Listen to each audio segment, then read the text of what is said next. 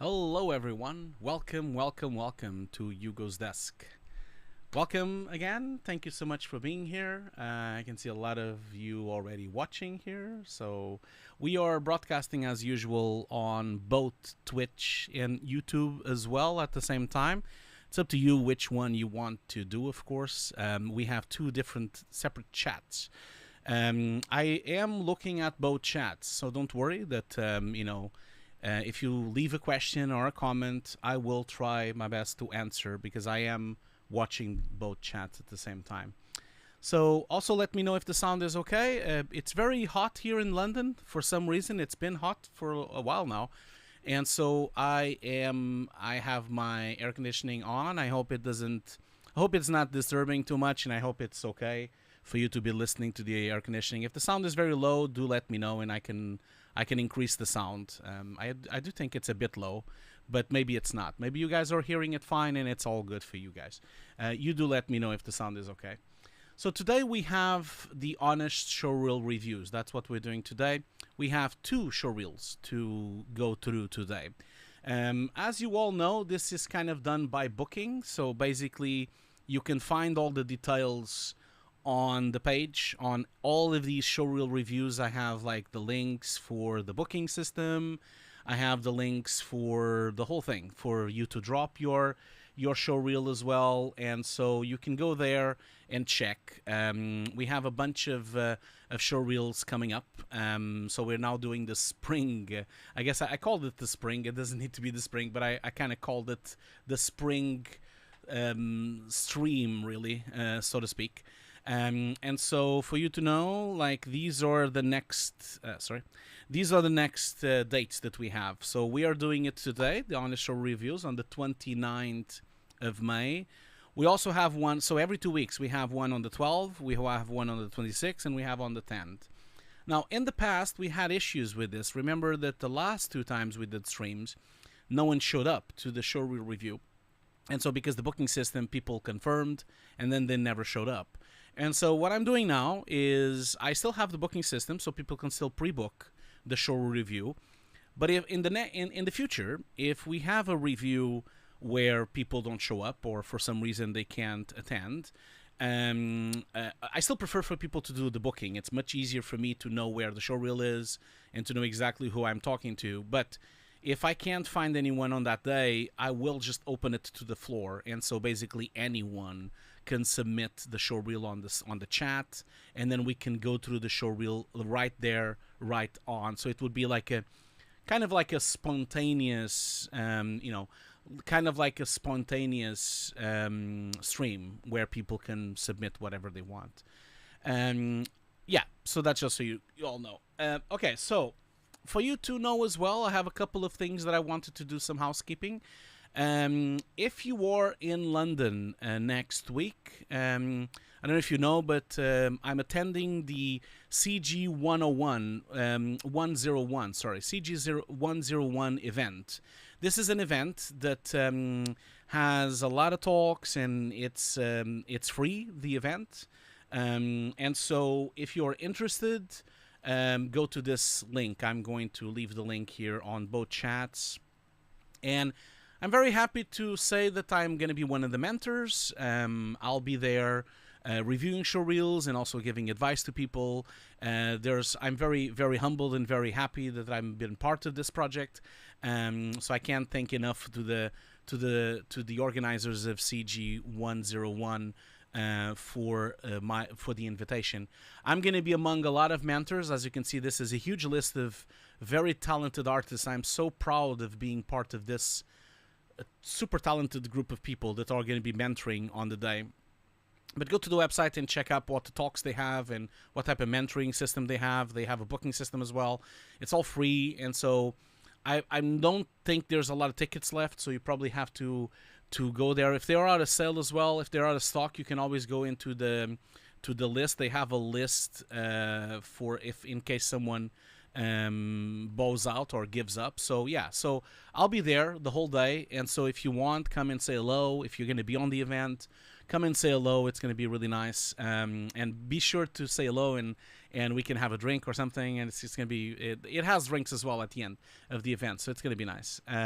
So yeah, that's going to be next week for me. I also wanted to, of course, as always, say that we have a giveaway. We always have a giveaway on every stream. I've already posted the link on both chats, on the top, on the pin of both chats. So if you want to be part of this giveaway, remember that we have 2 courses that can be won on this giveaway. If you're not a student of mine, you'll get the Nuke compositing course. If you are a student of mine, you'll get the workshops course.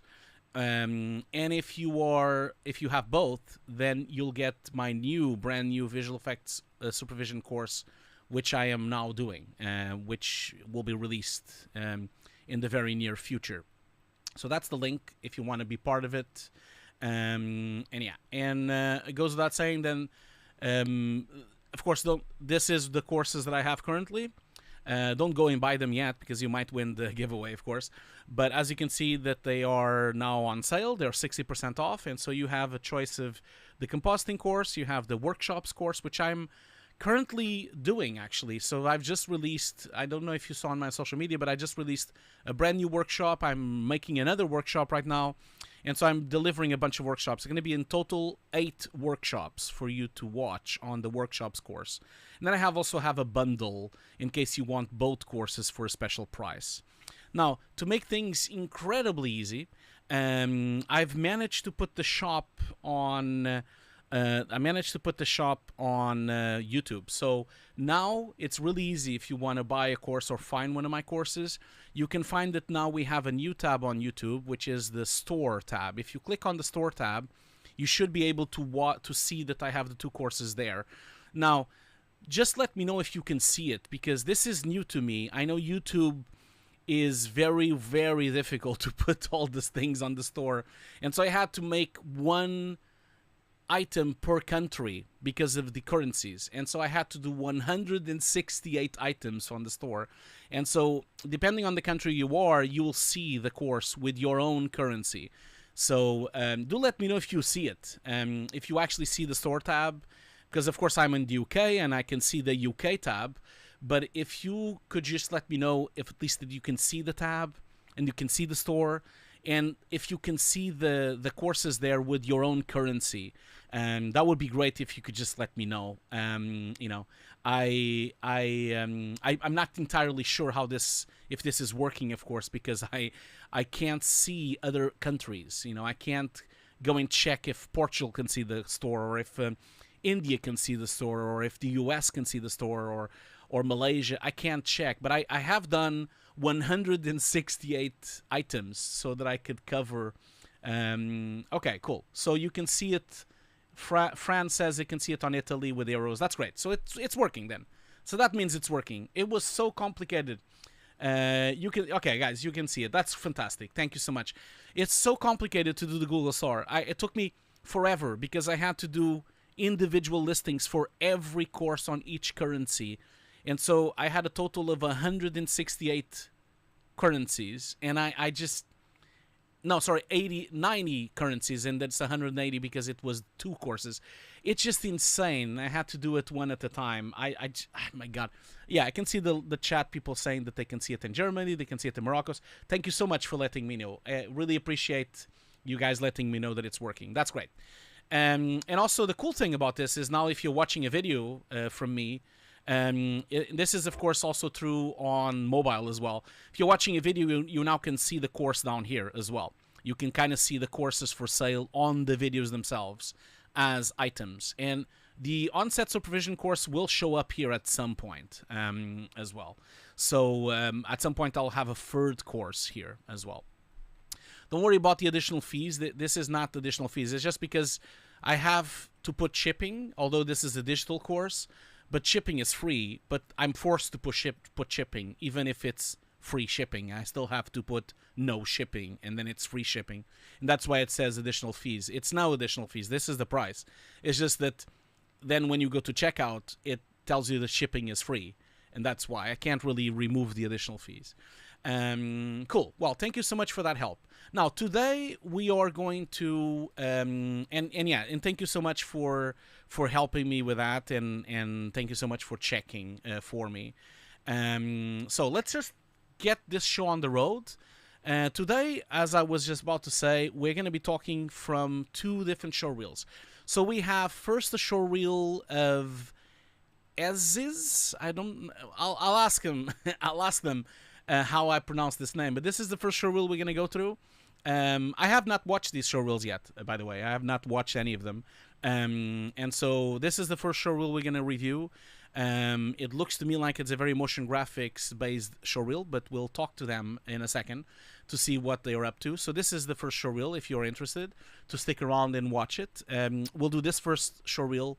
It's quite cool. I haven't seen it before, so okay. So, and then the second show reel is this one from Jenil. Jenil Patel is going to be also on the show. The second show reel review that we're going to be doing, and so this is the second show reel review. And so this is a more compositing driven show reel, which we're going to be talking with them as well about it. And so yeah, stick around for that. We'll do both of them, and then we'll do a break, of course, in the middle. And so we'll do one show reel, then a break, then the second show reel, and then at the end we'll do the giveaway. So if some of you doesn't want to be here for the whole thing, I would expect that probably the giveaway will be like in an hour and a half, probably between an hour and a half and 2 hours. Probably 90 minutes. To be safe, make it 90 minutes, and then you can come back and have the giveaway, or keep an eye on it or something like that. So Lulu says, I also submitted my show reel, but I'm not sure if it was received. Yeah, but that's okay if you submitted, but did you book your place on the show reels? We have a booking system which has a calendar. So if you go, I might as well show it since we are here. Might as well show it. Where is it? Did I close it? Oh, I think I closed it. Sorry. Did I close it? Yes, I did. I did close it. That's silly. I shouldn't have closed it. So yeah, we have a booking system. So if you go here to my stream, for any of the streams really, to be honest. So if we go here, and if we go to live, any of the streams, like for example, if we go to today's stream, which well, okay, let's say the next, it doesn't really matter. They all have the same. So if you go here, you have an appointment. You see reviews book by appointment. There's the link there, and then the Dropbox. And so if you go to the appointment system, you can see that we currently have, let's see, what do we have free right now. So today it's fully booked, of course. But the next one is going to be, we have 2 slots on the 12th of June. We have a slot at 4:15 and at 5:10. Then we have a slot on the 26th, 4:15 and 5:10. And a slot on the 10th of July, 4:15 and 5:10. So we have currently 6 slots for you to book. So just go there and, you know, like book your system and book your thing. And yeah, that's it. Okay, cool. So let's just start the show really with bringing in our first contestant, I would say. So by the way, some people messaged me offline asking where are the radio show streams. They're gonna be back. I'm probably gonna do one next week. I'm just doing these ones as well because I got so many show reels lately that I kind of had to do these real reviews because I don't want people to I want people to get their feedback and to feel that they are being helped, you know. So that's why I'm not doing the radio show right now, but I'm doing this one. But yeah, let's bring in the next person. So many familiar faces on the chat. Thank you so much for being here, and thank you so much for the help telling me if the course is there or not. Tornfin says, are you making a new course? Yes, I am. I'm currently doing a new course on visual effects supervision. So that's the new course. And I'm also updating the course that I have. So the Nuke course that I have right now, it's been recorded over 5 years. You know, more. I've started recording in 2018 and I finished recording it like last year. So it has a collection of classes from Nuke 11, Nuke 12, Nuke 14, Nuke 14. It's a mix of a lot of types of nukes. And what I'm doing right now is I'm updating my course to Nuke 16. So basically, Nuke 15 and 16, I'm basically going back into the classes, leaving the classes where they are so people can watch them, because a lot of them or about core skills. But the classes that are to do with 3D system, for example, or if the classes that are to do with machine learning, or every class that has something that is new, for example, the 3D classes that I have need to be updated because the 3D system has changed so much since Nuke 15.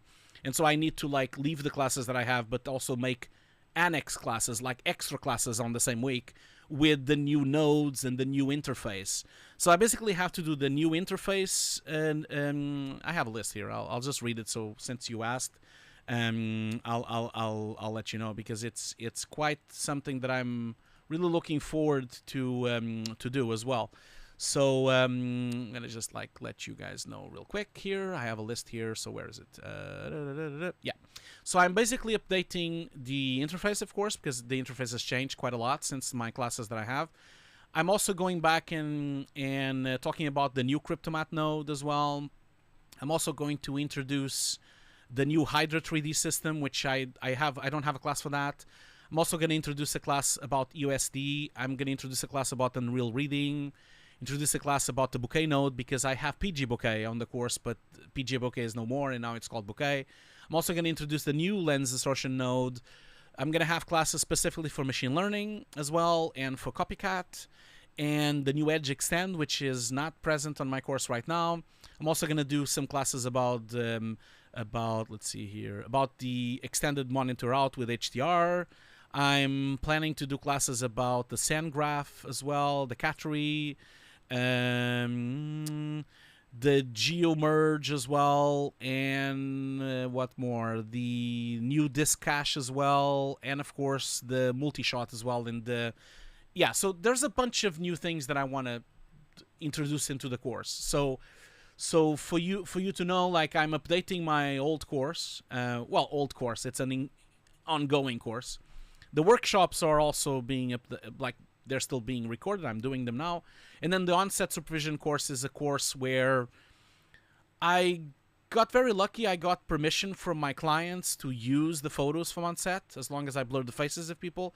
And so the on-set supervision course, of course, there's no way I can really totally show people how it is to be on set. It's impossible without you going on set.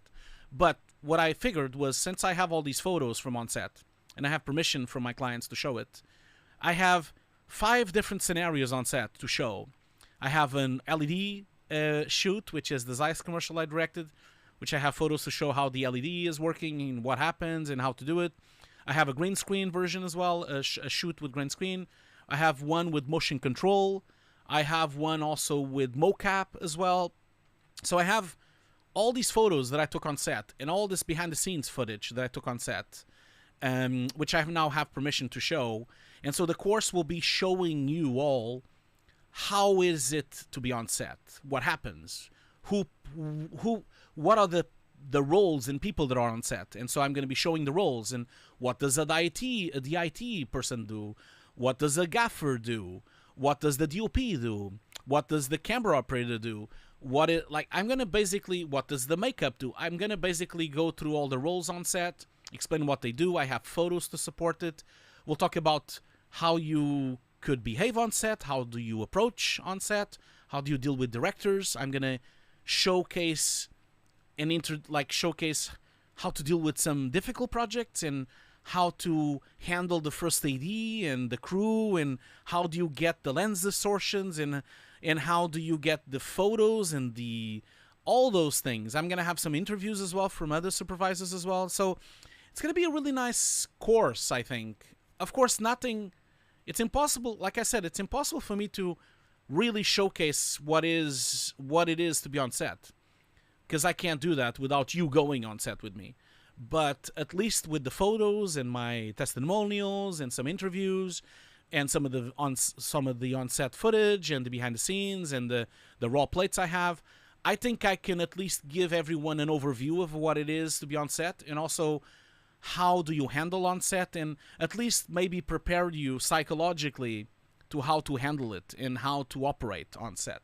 So that's my plan, and that course will be done after the summer. So it's going to be launching most likely right after the summer is ending. So I'm doing it right now, and the course will probably be delivered in September or October or something like that. So yeah, so make a giveaway to be on set with you. That's a really good idea. Well, maybe I should do that. Anyway, didn't mean to like. I apologize that I'm just like talking about this now. I didn't mean to do that. It's just that someone asked, and as you can probably notice, I'm quite excited about this. I'm really excited about this. But let's. The person is already waiting for 10 minutes. Let's just bring them in and talk to them and see how they are. So see, hopefully they're here, and hopefully we can go through it. So let's see here. Okay, they are on the call here, so that's cool. Hello, everyone. Hello there. How you doing? Hi, can you hear me? Yeah, I can hear you fine, perfectly. Thank you Perfect. so much. Yeah. I apologies that we're a little bit behind, but hope that's okay with you. No worries at all. Thank you so much for having me. No, not a problem. Thank you so much for being here and for confirming the review and for actually showing up. I've been having some issues lately where people don't show up, so I'm very grateful and thankful that you are here with me. So thank you so much. No worries at all.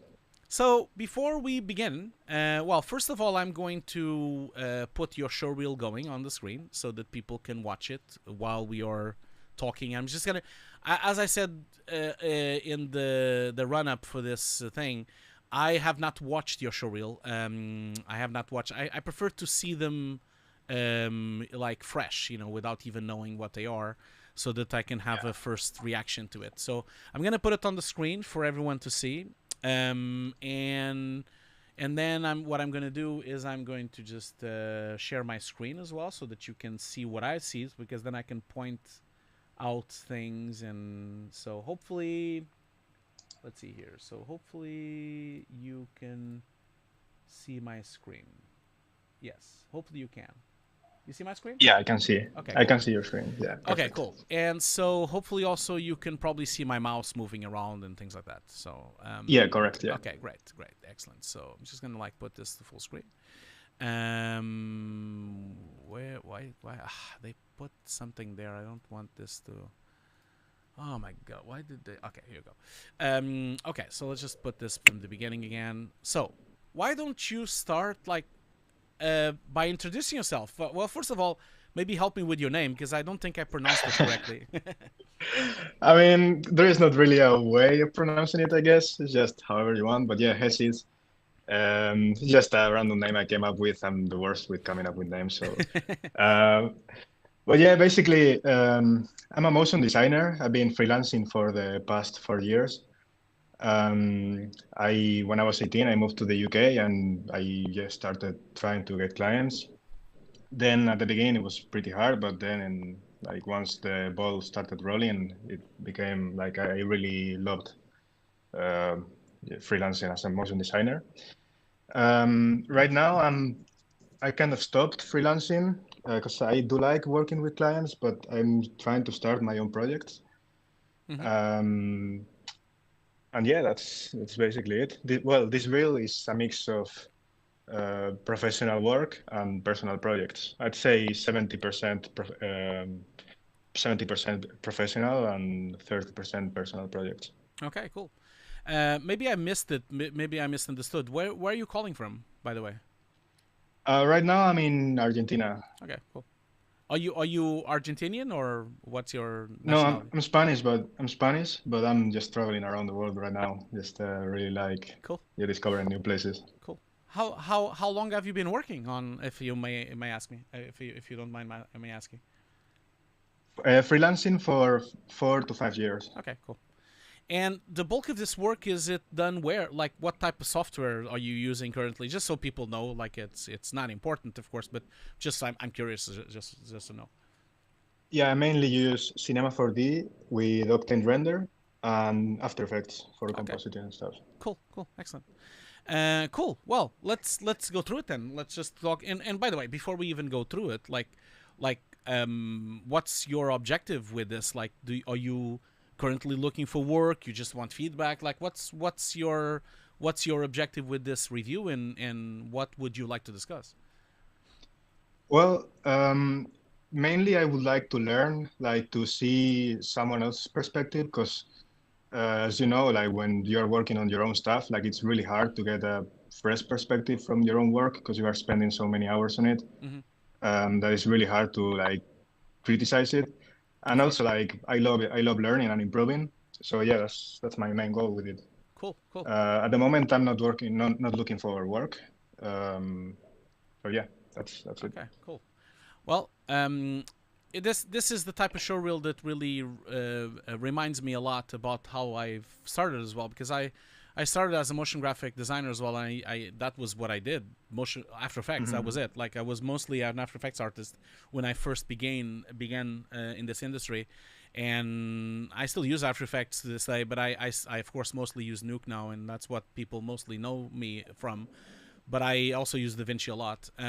So it's really nice to see a different type of showreel here on the show as well, because we often only have like compositing showreels or full CG showreels. So I'm really happy to see something that looks different, and it's different, and it gives you like a different perspective of what type of work you could achieve. So thanks for Mhm. that. Cool. So I think your showreel is quite nice, and you have a lot of things on your showreel. Your showreel is really packed with shots. So which is Yeah. good. That means that you have done a lot of work.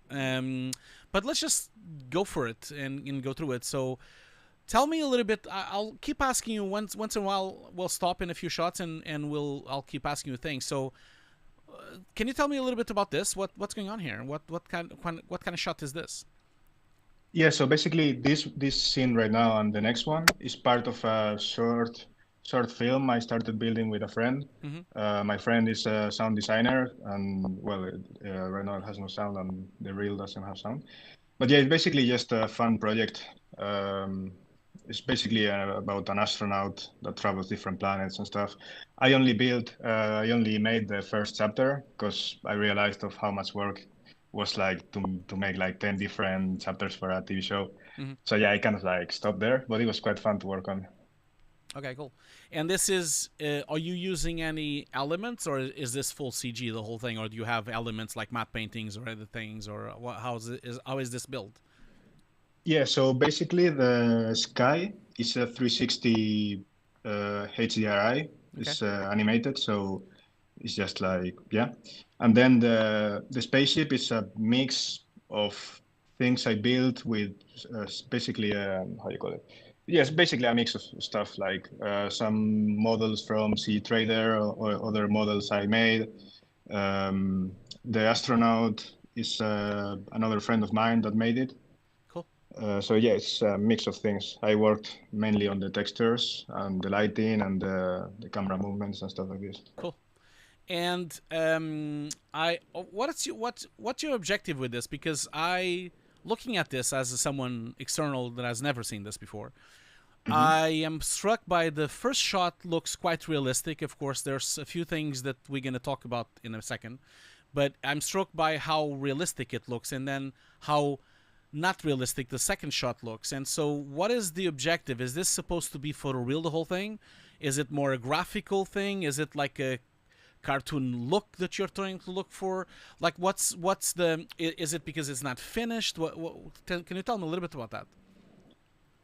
Um, so basically, I'm not really trying to go 100% realistic because I do like some kind of like cartoony style of things. Mm-hmm. Obviously, there is like I'm not the best at compositing, so that's an area I would like to be stronger at.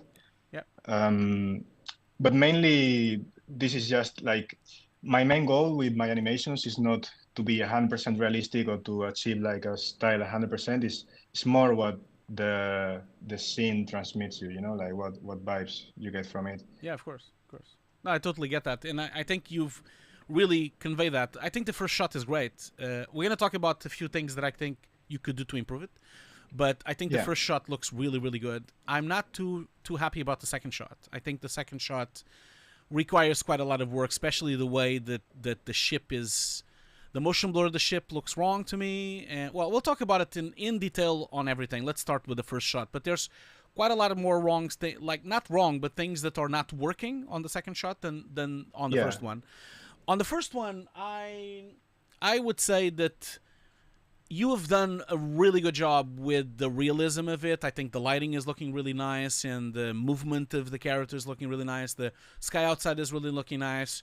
What I would do to improve this, there's a couple of things that I would try to improve. First of all, in terms of your motion blur, I think you could improve the quality of your motion blur. I can kind of see quite a lot of sampling going on, which would make it look more for real and more realistic if you would improve the samples of your motion blur, because at the moment you have 1, 2, 3, 4, 5 gradings on your motion blur, so I think you need to at least double that or triple that, and it will be a bit slower to render, but it will increase the quality quite a lot for you to do that.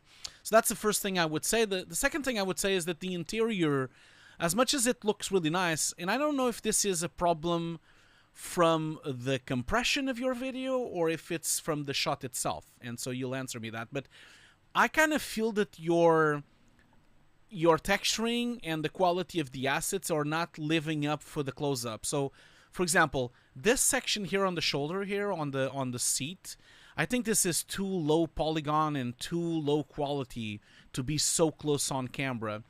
You have two ways of fixing that. Either you improve this asset just on this section by making it more detailed, by making it more, having more breakup and having it more textured, or you could fake it a bit by having some depth of field that would defocus that section. So you could also do that as well.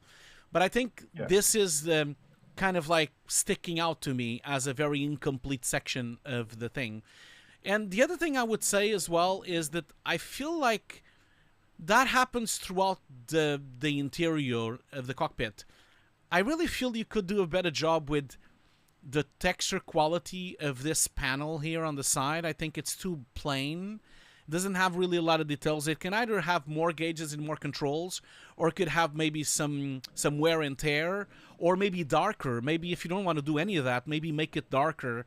Because right now, when I first looked at this shot, almost looks like you didn't texture it. It looks like it's not complete, that section. I think this section near the shoulder, near the right side, is one of them. This big panel is another one.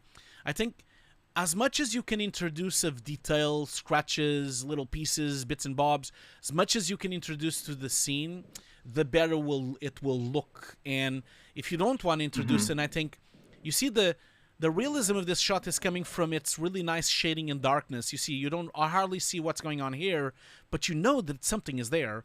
So if you would have darkened this, I think you would have gotten the same result. If you darken this to a blacker or darker gray, then it will not stand out as much. I think that could help your scene. But if you could improve the quality of the texturing and introduce more details. It's always about the details. Micro scratches, little bumps and things, more knobs and buttons, more controllers. The more detail you put in, maybe look at spaceships or even planes interiors. They are all filled with gauges and controllers, and even the more futuristic planes, like if you, for example, look at in Star Wars, if you look at, for example, Andor, and you see the interior of the TIE Fighter, even that interior is filled with little gadgets and little buttons and little screens and things that don't do anything. They're just there.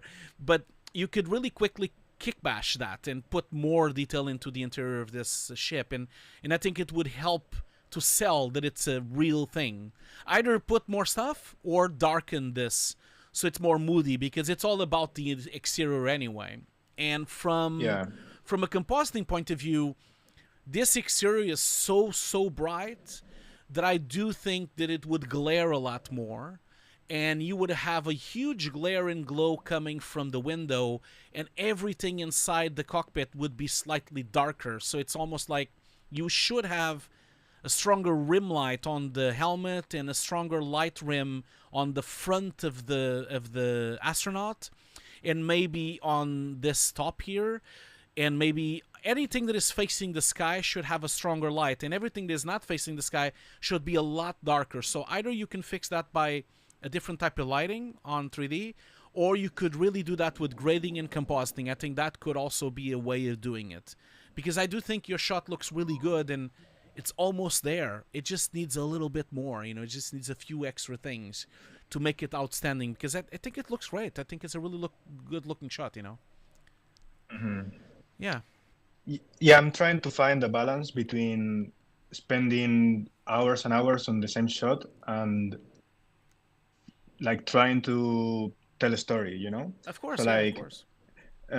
but yeah, there is these little details that are the ones that don't take much effort that I'm trying Yeah. to learn what to do. So Yeah. I think yeah, your tips are great. Yeah, I think if you don't have any time whatsoever, if I had this to a client and the client would tell me I need it tomorrow, you know, and you can't really go in and do anything, I would literally fix this with some masks and some compositing and some clever like I would literally darken this area here so you don't see it as much. So you would just like fake it out and fade it into blackness. The same thing I would go with this panel. I would introduce a lot of glow and glaring into the window so that it bounces more light and more diffusing coming in from the window. And I would contrast it a bit with some grading, and that would be it. And so I would spend like 3 or 4 hours trying to minimize the places that don't look as good and darkening them and making your eyes look at the helmet and look at the outside. That's the important bit that you want to convey the story. And so even a simple vignetting also could help as well. So there's a bunch of simple things that you could do in a couple of hours to elevate the shot, especially with some little some soft masks and some color correction and some grading. You could really definitely make this shot stand out quite a lot more, you know. Cool. But if you have the time, then of course you could go into the path of developing more. Okay, so moving on to the second shot. This shot I think requires, although I know what you're trying to do, there's quite a few things that I would say that would be nice if you could do. First of all, I think the motion blur is very uneven. You have one frame which is completely blurred. The next frame is not blurred at all, and the next frame is static. It has a double frame, and then it hits the floor, which has not blurred, and then the explosion happens. So you have 3 frames. One of them is repeated, and then 2 of them are not blurred, and 1 is blurred. I think you need to be more consistent with this, and because right now it looks a bit, becomes a bit jittery. It almost looks like it's flickering, because you shouldn't really be seeing the ship so much. I don't think it needs to be as blurred as this. I think this is too much blur. But it needs to be something in between, and it has to have a constant blur because the ship has not stopped midair. The ship is still dropping, you know, so it's still going quite fast into the floor. So either you slow down the ship and have less blur, or then you need to introduce more blur on all frames to have a consistent blur throughout. You know what I mean? Yeah. And then when it hits the floor, it doesn't really hit like this, and I know you're not going for full photorealism, but even so, it wouldn't really get buried, because right now it just gets buried. Even on this contact moment, it will already be breaking apart, and you would already see all the bricks and all the stones on the floor would be exploding already, even on this specific frame, because the ship has already hit it. And already has dragged everything. From a simulation point of view, in reality, by hitting it so hard, the ship itself has some matter. It has some fuselage and some strength. So, in reality, if this was done for real, the ship would not completely disappear into the earth, because the earth is too hard. It's like too thick. So it would actually, just like on planes, it would hit the floor and drag itself a bit more. You know, it wouldn't just go into the earth like that. So that's one thing that I think, for it to look more real, you should really like have it hit the floor, but still be fully visible, and then it drags a bit more, and maybe the camera moves with it or something. Just like you see with airplanes falling down, and then of course they're breaking up as they fall down. So that would improve the dynamics of how this looks. And then as it hits the floor, I think you did a good job with this, but this is a bit too late. I think this debris and these stones should have happened already when a frame before as well, you know. And also notice how we only see stones and smoke. We never see anything from the ship, so the ship is gone. There's no parts of the ship. There's no pieces of the ship.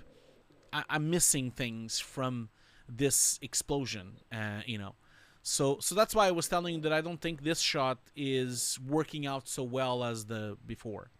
So even by not doing photorealism, it would still, even if it was a graphical thing like you're trying to achieve, still, I think it would drag through the floor. I think it still would disintegrate on the floor. The ship would, you see pieces of it flying over, and the motion blur would still be more correct. I think those things would help the shot quite a lot. And I think your smoke simulation on the middle here also would need to be more broken up. I think it's too much of a sphere. Would be nice if it had a nicer shape to it, than just being a circle of dust. So right now when I'm looking at your shots, I think that I definitely would keep this shot on your showreel because I think it looks really nice even as it is.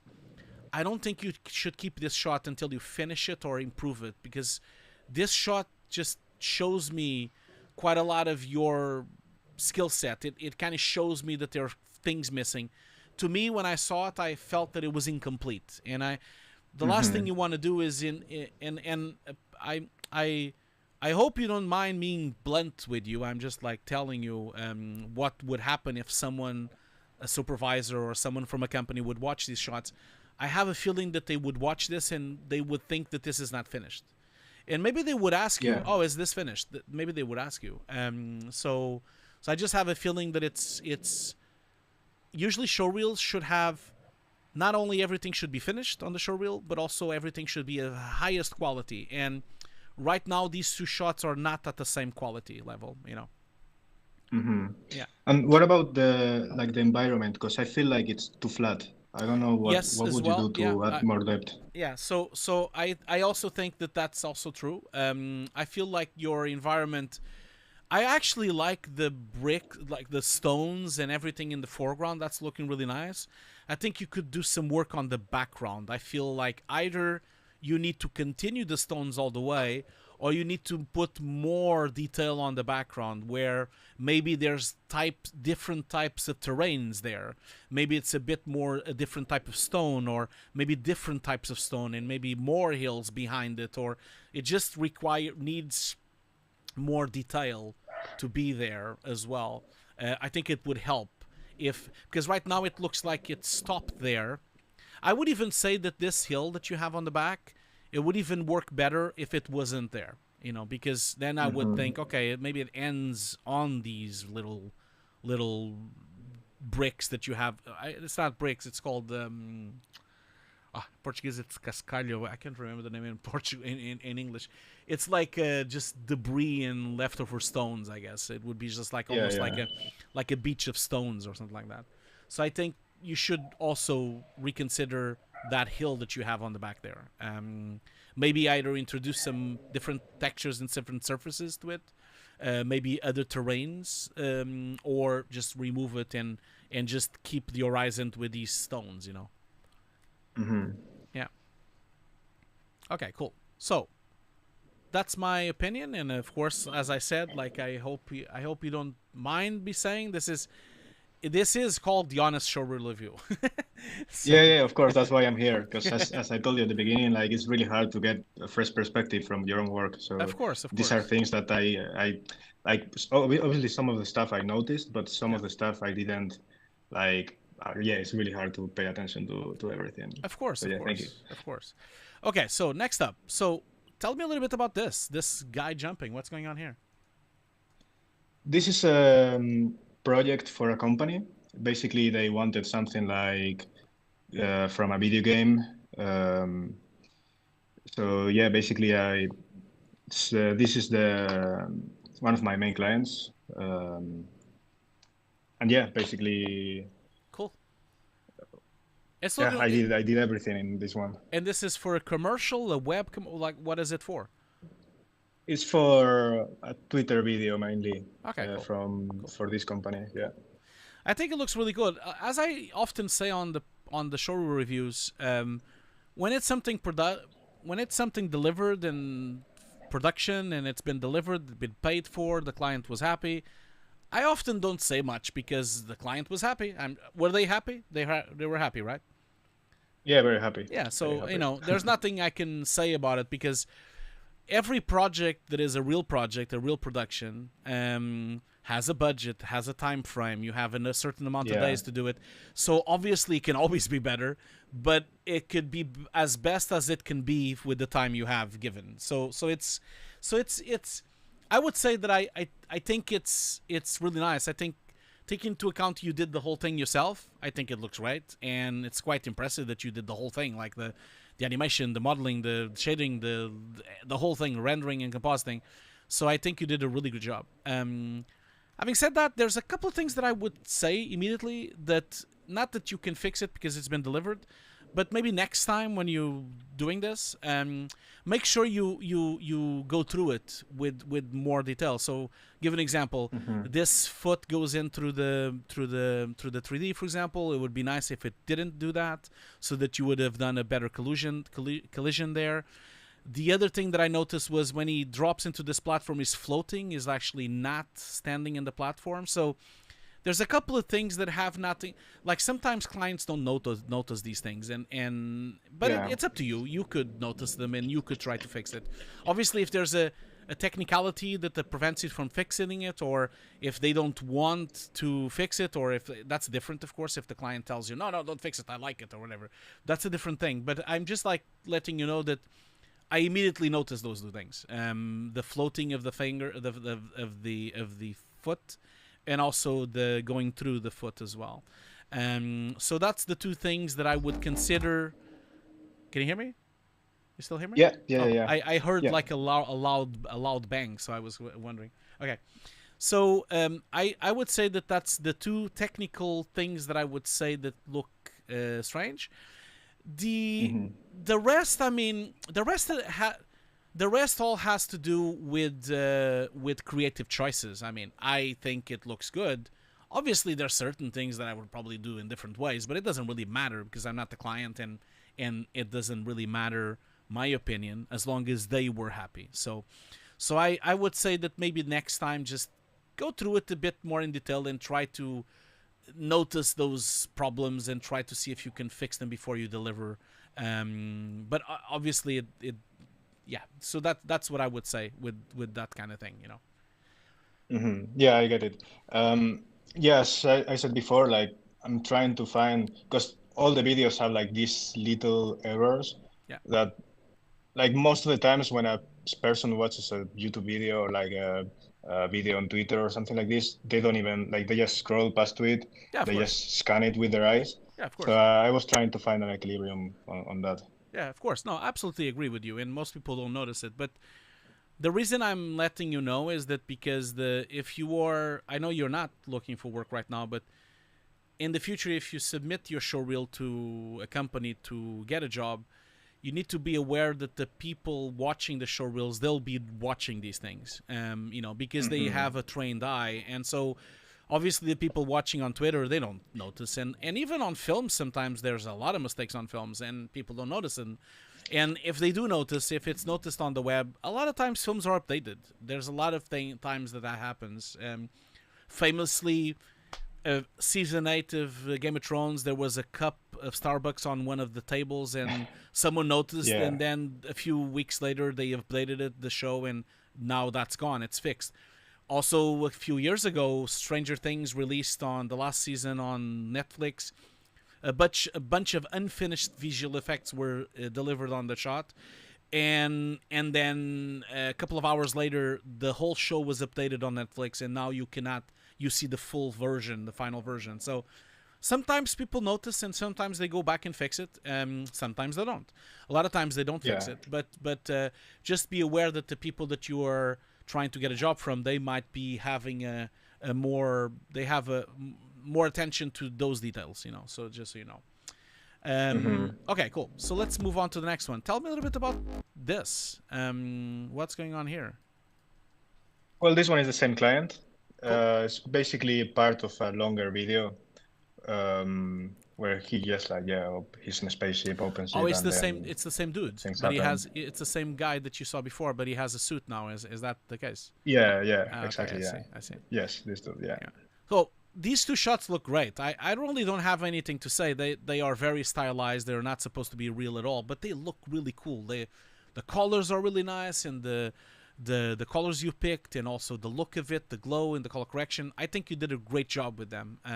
I really like them, and I think, you know, if anything, what could be improved? I mean, yeah, sure. There's, like I said, if you had more time, you could always figure out more stuff to put in, and you could always fix a few things. I mean, if it was me, I probably would have put a bit of depth of field on it. Maybe, maybe I would have done that. I would have put a bit of depth of field, so I would have him more sharp in the background, a little bit more defocused.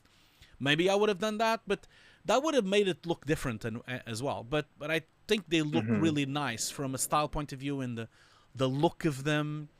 I think if it was me, if I was doing these shots, I would do that. I would put some depth of field, and then in here on this shot, these very fast things, the balls that I see moving around, I would put motion blur on them as well. I think it would have helped to sell the shot a bit more.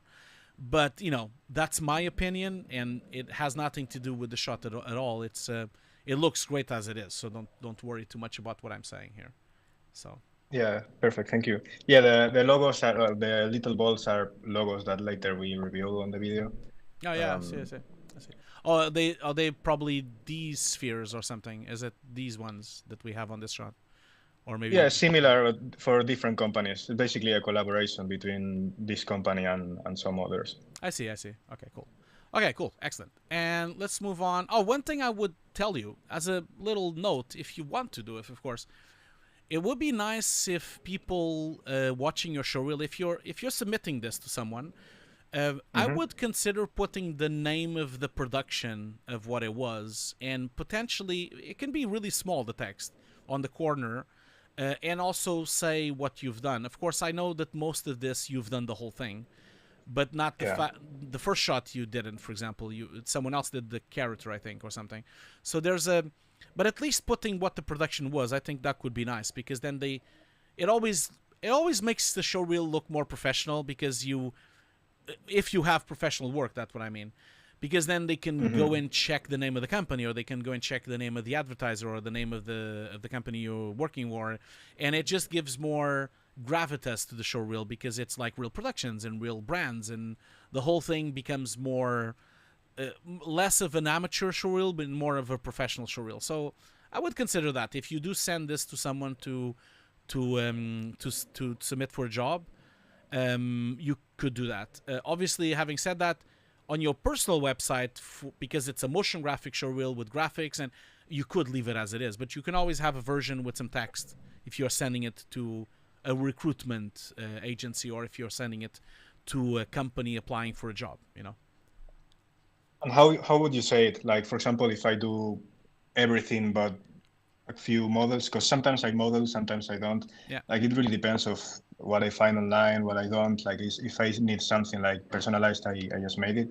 I make it, and if not, I just use whatever I find online. Yeah. So, like, how would you write, like, I made this or this? Well, normally, so I think your case is a bit different. So normally a compositor usually just puts compositing, rotoing, king, just writes those things, because of course the CG was someone else that did it, or whatever, because usually it's a team of a lot of people doing, someone did the simulation, someone did the CG, someone did the modeling, so you just write what you've done. It's a bit different when it's one-man shows, like you are like a one-man show, and so I think you don't necessarily need to put what you've done part by part, because otherwise it's going to look really strange if you have. So I think it's more about, for your situation, for your case, it's more about putting the name of the brand or the name of the company that you've done the job for, because that will give it credibility to the showreel. And then during the interview, you could always give into details and say, well, that astronaut was whoever did it or something, because you might have few shots that has happened, and because I'm assuming the majority of your shots were all done by yourself, just alone. So that's why I think for your showreel is a little bit different from the normal showreels I usually get, Yeah. Cool. Okay, perfect. Okay, so let's move on to the next one. So next shot here, Really nice blue shot. So tell me a little bit about this. This is another work for a client. It's basically it's just a small part of a longer video. It's basically, yeah, also has to do with astronauts. Like, it's basically a finance company. Cool. It looks really cool. I think it's great style, great color choices. I think you did a great job with the color palette you chose. Really nice smoothie shot with some reflections. Really nice looking motion blur going on the floor here. I mean, yeah, this looks great. You know, if anything, if I was doing this, like, I would only maybe potentially work a little bit on the contrast ratio and maybe on the color correction, where I could maybe put the brighter areas a bit more hot, a bit brighter, and darker areas a little bit more dark. I think it would be nice for all these things, which whatever they are. I mean, this, it looks like some kind of cosmic thing happening in the sky. It would be nice if they ping a bit more and have a bit more bright spots and a bit more glow into them, because they are looking a little bit dull and a little bit grayish right now. I think the whole thing would improve with a little bit more contrast and a little bit more brightness in the brighter areas. But it's a great looking shot. I think you did a great job. It's What about the mountains, for example? Like, because same as the first, well, the second shot, yeah. I feel like it's missing some depth. So I'm not really sure how to, like, I don't know. Would you agree with this? Well, it depends on what you're trying to achieve. You said that this was finance. I mean, right now when I look at this, it looks rather small. The whole thing looks very small in terms of scale. So Yeah. it looks to me like this is not really mountains. It looks to me like it's just like maybe a little small hill or something with some pockets of water. It looks incredibly small. So, and then of course the asteroids also, because they are so square looking and they have so little variation to them, and they're all very big, and there are very few. You have only a lot of really big ones and very few small ones. You don't have anything in between. So the whole thing kind of, like, to me, when I look at it, it looks like a very stylized graphical motion graphic piece, and it doesn't really convey any scale to it. I didn't thought you were trying to do that. That's why I didn't mention it. Google has released. So I kind of feel like I thought that was the idea, was it to make it look like a very stylized graphical thing. If you want a sense of scale, then yes, then it's missing completely. The sense of scale of making it look like this is a huge mountain, that is missing. And the reason why this is happening is really because the way of the parallax of how things are going. So, because you see, when you have such depth of field, which almost looks like a macro shot, plus the asteroids are really close to the floor, and they have a huge amount of parallax together with the satellite here, then the whole sense of scale breaks up, because things are so close to each other, and you have so much depth of field on the floor. It kind of makes it look like it's really tiny, almost like a little miniature. It has really to do with that. For it to have a huge sense of scale, the asteroids would have to be so far away that they would not hardly move with parallaxing, the satellite as well, and then also the floor, because this is a wide shot with a huge vista. You would not have depth of field in the foreground because it would just be a huge mountain. So you would have very, very little blur going on. And if you look at wide shots, usually when you see them on cinema, in films, notice how they are not, you don't see a lot of defocusing going on, especially because wide lenses don't defocus too much. And when you have a huge vista, it's not really possible to do that, because usually for you to have them sharp, they're using a very high f-stop. So, and the higher the f-stop is, the sharper the image is, and so you wouldn't get a lot of depth of, you would get very little depth of field, you know. So it's, that's what I would say, you know. Okay. Yeah, perfect. I appreciate it. No, of course, no problem. I have a lot of people talking on the chat here, but I'll get to all of you. Okay, don't worry. I'll get to all of you, and I will answer your questions as soon as we're done with this review, and I'll go through it, and I'll go back and talk about it. Don't worry, guys. I'll get to you. Okay, so let's get to the next one. So tell me a little bit about this with the feet and the little robot. This one is part of a community challenge that an artist made. It's called Endless Engines. Like this challenge specifically, and he basically provided like a very basic scene where just the camera movement basically, Okay. just the car coming into the scene and then the car leaving the scene. Okay. So I made the rest of it. Okay. Well, first off, right off the bat, if it's supposed to be photoreal or if it's supposed to be real, I don't think it's totally achieved. There's a couple of things that, if that's the case, is that the case? Is it supposed to be real? Not really. Like I would like like my goal wasn't to make this 100% real, but I would like to know how to make it real. Okay, cool. If that Yeah. makes sense. Yeah, of course, it makes perfect sense. First off, again, same deal, and this is a very common trend with After Effects, because I've used After Effects for years and years. The sampling of your motion blur has a lot of breakup, and it needs more sampling, it needs more quality on the motion blur. That's why you have these lines. Now, this can be fixed by using plugins in After Effects that motion blur, or you could maybe dive into Nuke and try that, because Nuke would allow you to make a more good-looking motion blur in those kind of senses. But it's also possible in Nuke, of course. Sorry, in After Effects.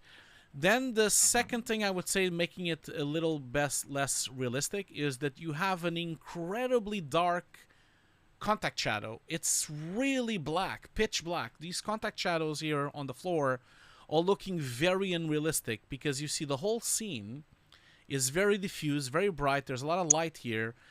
I do not believe that this little car or robot or whatever would create such harsh contact shadows, as harsh as that. I think they are too defined and too sharp. They need to be more diffuse, more blurred, and less black. So your black levels on those contact shadows are a bit too extreme, to a point that it almost looks like that the shadow is attached to the car and not affecting the floor, because it looks like they're attachments to the wheels. So I think that's a problem with that. Then I would say that, well, it's really short, the shot. The other problem that is preventing it from looking real is really well, first the model of the feet. The feet looks very unrealistic. The feet are very, there's just something strange with them. You can kind of see that this foot is dropping into the floor in a very strange way, and then the other one is like on the back there. I'm not entirely sure anyone drops the floors like this. If you look at yourself when you put your foot on the floor, you don't usually put it flat on the floor. You kind of start on the front and then go to the back, or start on the back and go to the front. Like there's usually a rotation happening in the foot. It doesn't hit the floor like a stump like that, you know. So it's very unrealistic in that sense. And then the other foot as well. And so it's positioned in a very strange way. You have almost like it has a broken foot or something. So you need to be careful with that. And then of course the depth of field is also not helping you. The depth of field is very unrealistic. Like if this was being filmed by someone, I don't think it would look like this. Like also the depth of field is not affecting the shadow. Notice how your your reflections are affected by the depth field, but then the shadows aren't. So these shadows, by not only because they have the wrong black point, but they're somehow not being affected by depth of field. And in fact, the entire car is not. Like notice how you have an incredibly blurred floor, which is a combination of depth of field and motion blur. I get it. But then the car itself has no depth of field whatsoever. Like if this was such an extreme depth of field, this wheel would be blurred and this would be sharp. So either you pick a very macro depth of field and then you go for it, and then the car itself needs to have a depth pass and you need to introduce proper depth of field into the car, or then you need to not have so much blur and then have the floor less blurred and have a rack defocus. For example, let's say we first start with the car, which is in focus, and then as the foot goes down, maybe it needs to focus the foot as well, because that's what a camera operator would be doing. So there's a lot of problems here in terms of depth of field, motion blur, the shadows, the black points, the way the foot is animated. Those all those things are preventing them from looking photoreal, in my opinion. And I think the rest, I mean, the car itself looks nice. I mean, it could always be nice if you would put more detail into it, a bit more scratches, a little bit more micro things, and it would be nice. But I just feel that it's those are the things that I think would make the shot look more realistic. Yeah. Yeah. And what about the colors? Do you think, like, I don't know, like, for example, the skin, I think it looks like maybe too saturated. Like, I don't know, like, because there's, apart from the depth of field, like in general, like, what else would you do? Well, I think the skin also looks strange. Yes, I feel like the skin is missing some surface scattering. It's missing the typical. It looks very wooden. Like it looks really strange with these kind of, almost like it looks like an old man's foot or a sick man's foot or something, and which is strange because when it starts, it looks like a child's foot, but then you kind of see all those dark areas, and then I don't know what this is. Is this the hand or what is that? Like what's going on the very corner? It's the hand. It's basically he's trying to reach the little camera, like okay, I see. To reach the car to grab it. I see. Yeah, and so I would say that that would be one thing, and also I think it just it's a bit too flat as well. I feel like the lighting in this environment is really strange. Like you have this really soft light, and then you have a very dark robot that has a lot of black points, but then the environment doesn't. I don't know. There's a lot of things that are not working for this shot if you really want it to look real. I think this shot, when you look at your showreel so far, I think that shot also is one of the shots that I probably would remove from the showreel. I don't think it helps because as a motion graphic artist, it doesn't look like a motion graphic piece. But then it's not realistic enough to be a photoreal piece as well. So you're like in the middle of something here where you don't have it as a real thing, but you also don't have it as a motion graphic thing. And so what is it? It's like undecided. So when you look at it the first time, kind of looks incomplete because of that. It makes it look incomplete. Because either it would be a completely motion graphic piece. Imagine having little graphics on top, or the skids of the wheels would have like graphics and lines coming through, or when he stamps the foot, you would have like cartoon smoke coming out of. If you would have put all those things in, no one would ever look at the CG because they would be looking at the graphics that you would put in. Or if this was like a stylized thing, imagine like with a cartoonish look, or if it was with a very almost like the one you just showed me, like if it would have been stylized like this, if all of those things would have happened, I would have been fine. But because you're trying to achieve photorealism and not reaching it, it becomes a problem. The shot kind of looks strange. It makes it look strange, So, yeah. Okay, yeah, I agree with you. Yeah, thank you. Yeah, no problem. Okay, next up. Tell me a little bit about this. What's going on here? This is also for basically the first guy, well, the guy with the beard that was jumping the same company. It's basically a shot for Christmas that they wanted to do. This is just the introduction. Cool. Looks really nice. It's really nice and lovely. It's a really nice design shot. I really find it funny with the fire. What's going on here? Like, was that something that you did, or something that someone asked you to do? How did that come about with the fire being blocks? Well, the fire is just like stylized fire with blocks. Like, I didn't really want to do like real fire. I think I've seen it, like, it's not something I invented. I think I've seen it somewhere else, and I just liked it. Some kind of like voxelized fire. Okay. It's really nice. I really like it. It's a really Was the client happy? Were they happy with this? Yeah, very happy. Like Yeah. this client is always like honestly my best client when it was. It looks great. Looks great. I really like the look of it and the style of it, and really don't have anything to say. I think you did a really good looking shot here. Okay, cool. So let's move on to the next one. So what's going on with this? What is this about? This one is a personal project. It's basically just experimenting, trying things with shapes, trying things with lighting. Cool. Also looks really cool. It reminds me a lot about. It really reminds me about certain games from the 2000s and 2010, especially Dreamcast exactly. games. Yeah. Yeah, that was my inspiration as well.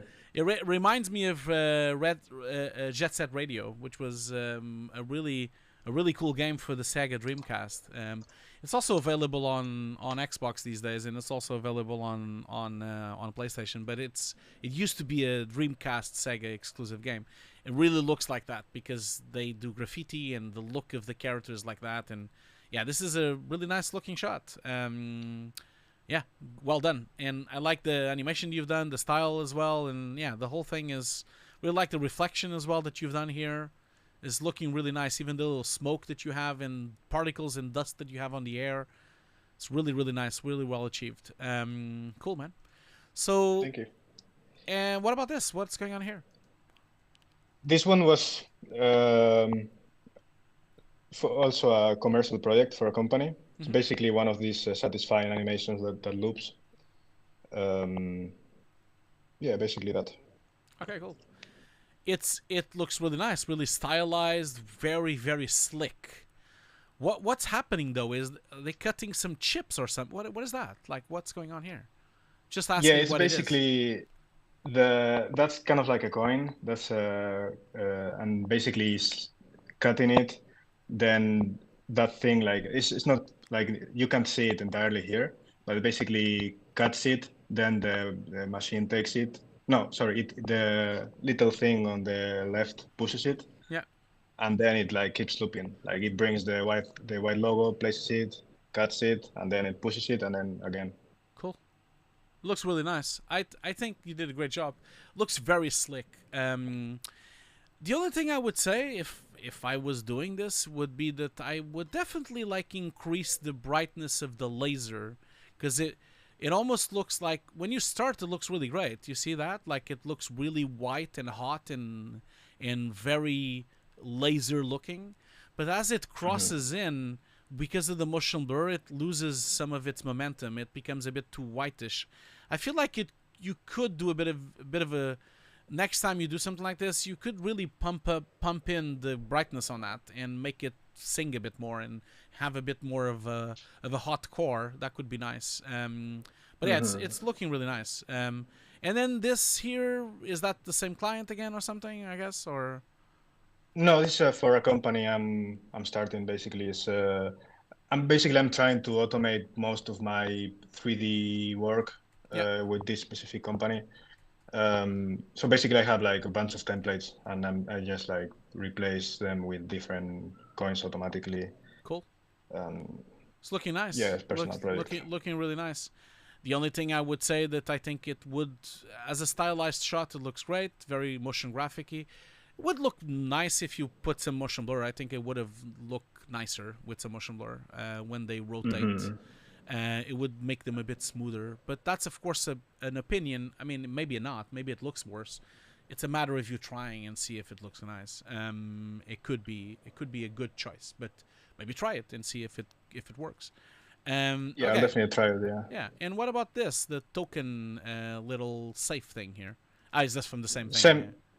Yeah, same thing. Basically, a template I made. Yeah, I would say the same. I think it maybe put motion blur when he's rotating the handle and also rotating the combination wheel, and then as it opens the door, it would be nice with motion blur, and then the things coming down could be nice with motion blur as well. I feel like motion blur usually sells things. It makes it look more realistic.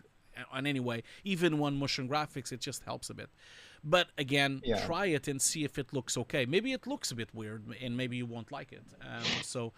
Or it maybe could introduce other problems that you don't want to have. so yeah, definitely give it a go. Yeah, exactly. Okay, cool. So let's get. Okay, so this I'm assuming is the same project as the fireplace, right? Probably. Yeah, correct. Yeah, same as the guy jumping. Cool. Yeah, same client. Cool. So I think this all looks cool. The thing that I would say though is it is strange that he has this kind of like cutout feeling to it. It almost looks like he has some kind of white edge around him, and the light wrapping is still from. I'm assuming you've probably rendered him on the environment, right? And then. So in here, he's not rendered on this environment. He's rendered still on the old environment, right? Correct? Probably, yeah. Like I think it's like I don't remember exactly. Yeah. But yeah, it's basically I think I removed the background, and I think it is the same environment. I think for me, in my point of view, I would say that it would have been nice if you have a certain type of lighting here, which has this glow lighting him up. I think it would have been nice if the light switched to this environment, which is just a red environment in reality. But I think it would have looked nicer because right now the black point and the white, it looks very washed compared to the background. Yeah. And it has this really weird white outline around him, which is really... I immediately noticed that as a typical thing that sometimes happens in After Effects, you have a pre-multiplication problem with the edges when you did this cutout. So either you have to erode that edge or you need to pre-mult it correctly. But my opinion would be next time you do something like this, when you switch an environment, try to make a second lighting setup for that environment. And then what you could do is you could render the first half of the shot and then the second half of the shot and then blend it at some point. Maybe merge between the two. So maybe you could have rendered still maybe 15 more frames on this environment, and then the other way on this environment you would have rendered 15 frames before, and then you could dissolve those 15 frames in the between, and then that would mean that the character would change lighting to the new environment, Yeah, I get it. Yeah, I think it would have looked nice. Okay, cool. Let's move on to the next one. So that's still the same thing, right? Yeah, part of the same thing. Cool. Yeah. And then this, cool. Well, let's move on to the next one. So, what's going on here with this horse? Tell me a little bit about this. This is just a personal project, just trying things out, just learning new things, yeah. Okay, cool. Well, I mean, from a point of view, aesthetic point of view, I think it looks nice, but there's a couple of things that are weird. The first one out of the blue is, where is the other foot of the horse? That's the first thing I would say. So he's missing... Either he doesn't have a foot, but he's missing the back foot. And if you're telling me that he's exactly behind the first one, it is a very unfortunate accident then. Because it's just so strange that it looks like he's missing a foot. So that's the first thing I would say. Maybe rotate him a little bit so his foot is a bit more here. But from a look point of view, it looks nice. But the other thing I would say is that it doesn't make much sense. Like, bear with me and think about this. The horse wouldn't stay here. Like, it doesn't make a lot of sense. If this was really burning, the horse would run away. Maybe if I was doing this shot, I would put the horse running out. I would make the horse. I would try to find an animation of a horse running, and I would make the horse chaotically trying to move away or just run away. I don't think it would have stayed there posing for your photo. Well, maybe he's the one that burned the house. Oh my god. Yeah, so that's the two things that I find peculiar. And then the other thing I would find peculiar as well is the way your fire is working here. So first of all, the interior of the fire is like hot lava. You almost like have inside that room, it's the sun, and fire doesn't really work this way. And I think the fire outside of the window as well of the door almost looks like smoke coming out of it only. And so it just looks very strange. It's a good experiment, and I know what you're trying to achieve here, but it's almost like if I was doing this as a test, I maybe would have done a different. Instead of putting a horse, maybe I would have put a sculpture, or I would have put like a. I'll give an example. You know those little horses that are toy horses that people put the coin, and they're like, and the horse goes moving when the kids. Yeah. Yeah, and you have them. You have them on shopping centers, and you put the coin, and then the horse moves a bit. Maybe put one of those horses instead, because then I would believe that maybe someone left it on the place, and the whole thing is burning. At least it conveys that it's a horse, but it's a toy, and so it wouldn't run away. That would be the first thing that I would do. And then the fire on the inside, I think I would have broken up to have individual fires, really, so that you have a sense that it's a fire and not molten lava. So as much as I understand that you're trying to do something here, it's again that kind of uncanny valley. Yeah, someone is suggesting on the chat, maybe put a carousel horse. That's gonna be it. So I feel like also, and he is also right on the chat saying that the resolution of your smoke and fire is also, and the voxels are not also very low resolution. I just feel that you're dropping. It's the same thing with the foot of the kid or the old man with the little robot car. It doesn't look like a motion graphic piece, but also doesn't look real. So you're in between this uncanny valley where you didn't make it as a graphic thing, but you also couldn't achieve photorealism. So what is it? Which one do you want to do? Because doing them both at the same time is not going to work very well. Kind of have to make a choice. Because I know where you're going. It is looking nice. It looks cool at first glance. And I'm sure if you would have put it on Twitter or Instagram or on social media, people would have liked it and put likes and everything. But as a project shot and as something that you would deliver to a client or someone watching it from this industry, I think it just needs a rethink. You need to kind of rethink this shot a bit, I think, for it to have either a bit more better meaning or also have a better result, you know. Yeah, 100% agree with you. Yeah, this probably shouldn't be in my showreel, probably, yeah. No, I would remove it until you figure out and put something, or, Could be nice, actually, if you put like a little toy horse that someone put the coin and it's moving, because the fire roped it, but someone were still running, and the horse is still moving around. That could be a nice animation as well. Okay, cool. And then we have a piece of motion graphics here, which is the scanner with the fingertip. That looks cool. And then the scanner on the face as well. I'm assuming that's the same project, right? Yeah, well, it's basically I make stock videos, and these are two different videos, but yes, part of the same topic. So the first one, the fingertip, looks great. I don't think I have anything to say.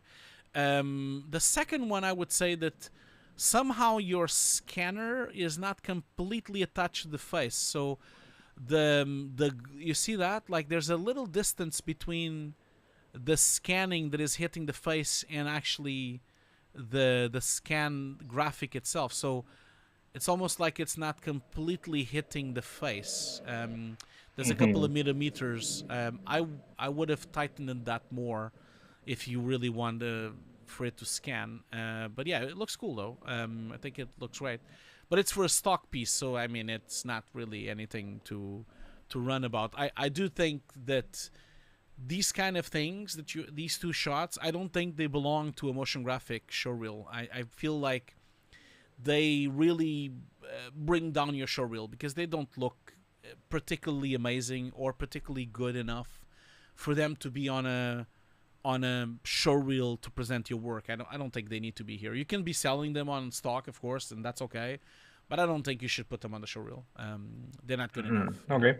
They're not good enough, and they're not like anything to write home about. They're very very normal and regular. I don't believe they should be here. Okay, so. And then you have this dude again. I think it's the same dude. Yes, same client. Yeah. Okay. Guys, I know you guys have a lot of questions on the chat. I will answer them in a minute. We're almost done. Like, we are, well, halfway through. I want to apologize my next Patel, like the next person that is doing a showreel review. I do apologize that we're a bit behind, so I hope you're fine, and I hope you don't mind waiting a little bit more longer. I sometimes go a bit too thorough on these reels. I apologize for that. I like this a lot. This is really looking cool. I like the way the motion blur is working. Again, I mean, you could put more samples on motion blur. I think that would can help, but I like the glow of it as well, and the glass displacement that you've made. That's looking really nice. It's the same project, What right? about the? Yeah, like the shot before this one is also part of the, like, basically a transition. Oh, It goes this from one here. Okay, good. Yeah. Oh, these are the particles inside the thing. I see. Yeah. I'm sorry, I apologize. I thought it was a different shot. I didn't thought it was the same thing. Because there's a dissolve here, so I kind of felt that it was a different thing. Because if these particles were inside that dome, they should be moving with it. You see, you have a lot of problems with the motion blur. You need to kind of do a better job with the motion blur, or either get a better plugin, because this is frame-based motion blur. I can see it because it's producing motion blur from the frame before. So it's like it's the default. Yeah, you shouldn't use that. You should use a vector pass in CG and then blur it, either using a plugin in After Effects or using Nuke or something that would produce a more photoreal motion blur by using vector-based motion blur with real vectors coming from Cinema 4D, which is possible. I've done that before. You export the vectors from Cinema 4D, and then you can use them in compositing to blur your image correctly. The reason I didn't really thought this was working, because these particles, they are all really tiny, and they don't zoom out with the object. You see, they basically stay the same size throughout the whole thing. They're still really big here, and we're zooming out, and they're still huge. You see, that's why I thought it was a different shot. Because they should be moving with the camera. They should, as you're zooming out from this beam, they also should be much more tiny now, and they should be tracked inside of this thing. So effectively, you should be using the same camera movement for both shots. Yeah, and so I don't think it works very well in that sense. Also, your yellow background with yellow electrical lightnings is not working really well, because you hardly notice them, you see, because you have yellow with yellow and yellow and yellow, and it's all yellow, and you just don't. I just now noticed that there's a lightning here. I didn't even notice it the first time I watched it. So be careful with that. Like, I think it could, either your background needs to be a different color, or your lightning needs to be a different color. Something needs to happen. And I understand this is an interior yellow substance that is inside this thing, but you see, that's when you zoom out. When you're zooming in, they could be a bit less bright, and then it can progressively get brighter, so at least you can see them. So I think the connection between the two shots is not working really well. Okay. Yeah, I struggled with that, like, transition a bit. Yeah. Okay, so what's going on here? What's this? Personal project. I know it's too short, but it's looking cool. You did a good job here. This is a piece of fabric, right? Not paper, right? This is a fabric, right? Yeah. It's not like I didn't think of any material. I just. Okay. But yeah, I guess it is a very thin fabric. Yeah. I'm saying this because I'm a bit confused by the fact that it has these kind of wrinkles from paper, but it moves like fabric. So it's like, it's a bit strange, because it's almost like you glue the piece of paper into a fabric and it's floating. But if it was paper, it wouldn't float like this. So I think you either have to make a decision of either have the wrinkles and it's paper, and then it just flies away as paper, or it doesn't have the wrinkles and it's tissue and it's fabric, and then it just flies away like it does. And if it's fabric, then it needs more semi-transparency going on, because it's a piece of fabric. You have a little bit here, but I think in the beginning you could have more. But It's a nice looking shot though. Like I like the look of it, the lighting and the motion blur and the depth of field. It's quite nice. That's really the only thing that I noticed right away was the fabric versus the paper thing that you have there. But it's looking cool. Cool. Thanks, Patel. I thank you so much for waiting and for sticking around. We're almost done. We have this, and then we do a break, and then we can go to your showreel. Okay, then we have this guy again. So I guess this kind of the same thing as before. These are looking quite nice. I would say that perhaps consider that doing this, you have a really nice depth of field, but then the depth of field is not affecting the yellow particles. Would have been nice if it would be comped in, and it would have also affected the particles as well. I think it would have been nice, you know. Yeah, that's a good point. Yeah. So okay, go. Now let's move on to the. So this shot here, is that your dog? No, oh, sorry, it's the neighbor's dog. Okay, Sorry. okay. I was just asking if you had a dog. I really like dogs, and I just wanted to know if you had a dog. I don't like barking dogs. I like dogs, but I hate when they bark. Okay, so what is happening here with this shot? This is another commercial project for a client I did. It's an introduction, also for a finance company. Oh, someone. Sorry. I just want to go back here because I did not notice that. Someone in the chat, Sajal, noticed that the foot is intersecting the ground. I think it's that's right. I didn't notice that. That's intersecting here. So you have the foot going through the floor. So just like on the other shot, be careful with these things, because I think you are actually, even when he lifts the floor, you see, look here, it's dragging through the floor. It's going inside the floor the whole time. So it's almost like the floor. So be careful with these things. Because like you said, like, yes, no one noticed, but we noticed. People in the industry can notice. So Yeah. But yeah, let's go back to this. Sorry, you were just saying, what is this about? Commercial project for also finance company. Okay, cool. So I think you did a good job. I mean, they look a bit dead. I have to say. Yeah. They look a bit dead in terms of the face. They're a bit dead inside, and a bit stiff. And it's a really awkward. Almost looks like he has to go to the bathroom. So there's a few things that I would say that, in my humble opinion, I would not have this shot on your showreel. I think it doesn't look good enough for that. And I understand it was delivered, but I'm sure they were happy. But there's so many things, like the way it looks like he's about to go to the bathroom, the way he is dead inside with the face, and the way the hands go through each other. It's like I don't know what's going on here. His fingers are going through the other fingers, and then these two fingers go through them, almost like they're merging these two people. So I just, and also the sheer awkwardness of that handshake. So I do think this shot has a lot of problems. So I wouldn't put it on the showreel. I think it doesn't look good enough for. Not everything we do needs to be on the showreel. You know, like I can tell you that I've done many projects in my life that I will never show to anyone.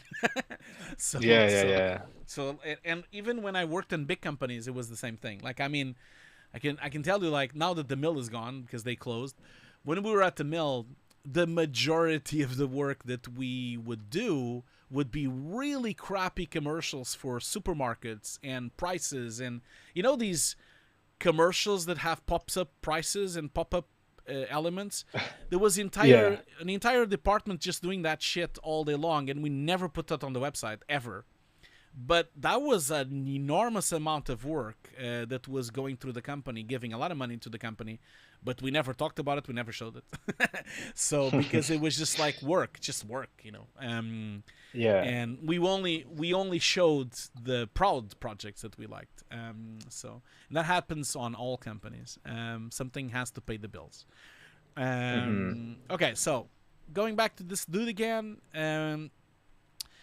I think that what I would say with this is that it is interesting, and I think he did a good job with the house, of the dude, the floor, and the whole thing is stylized.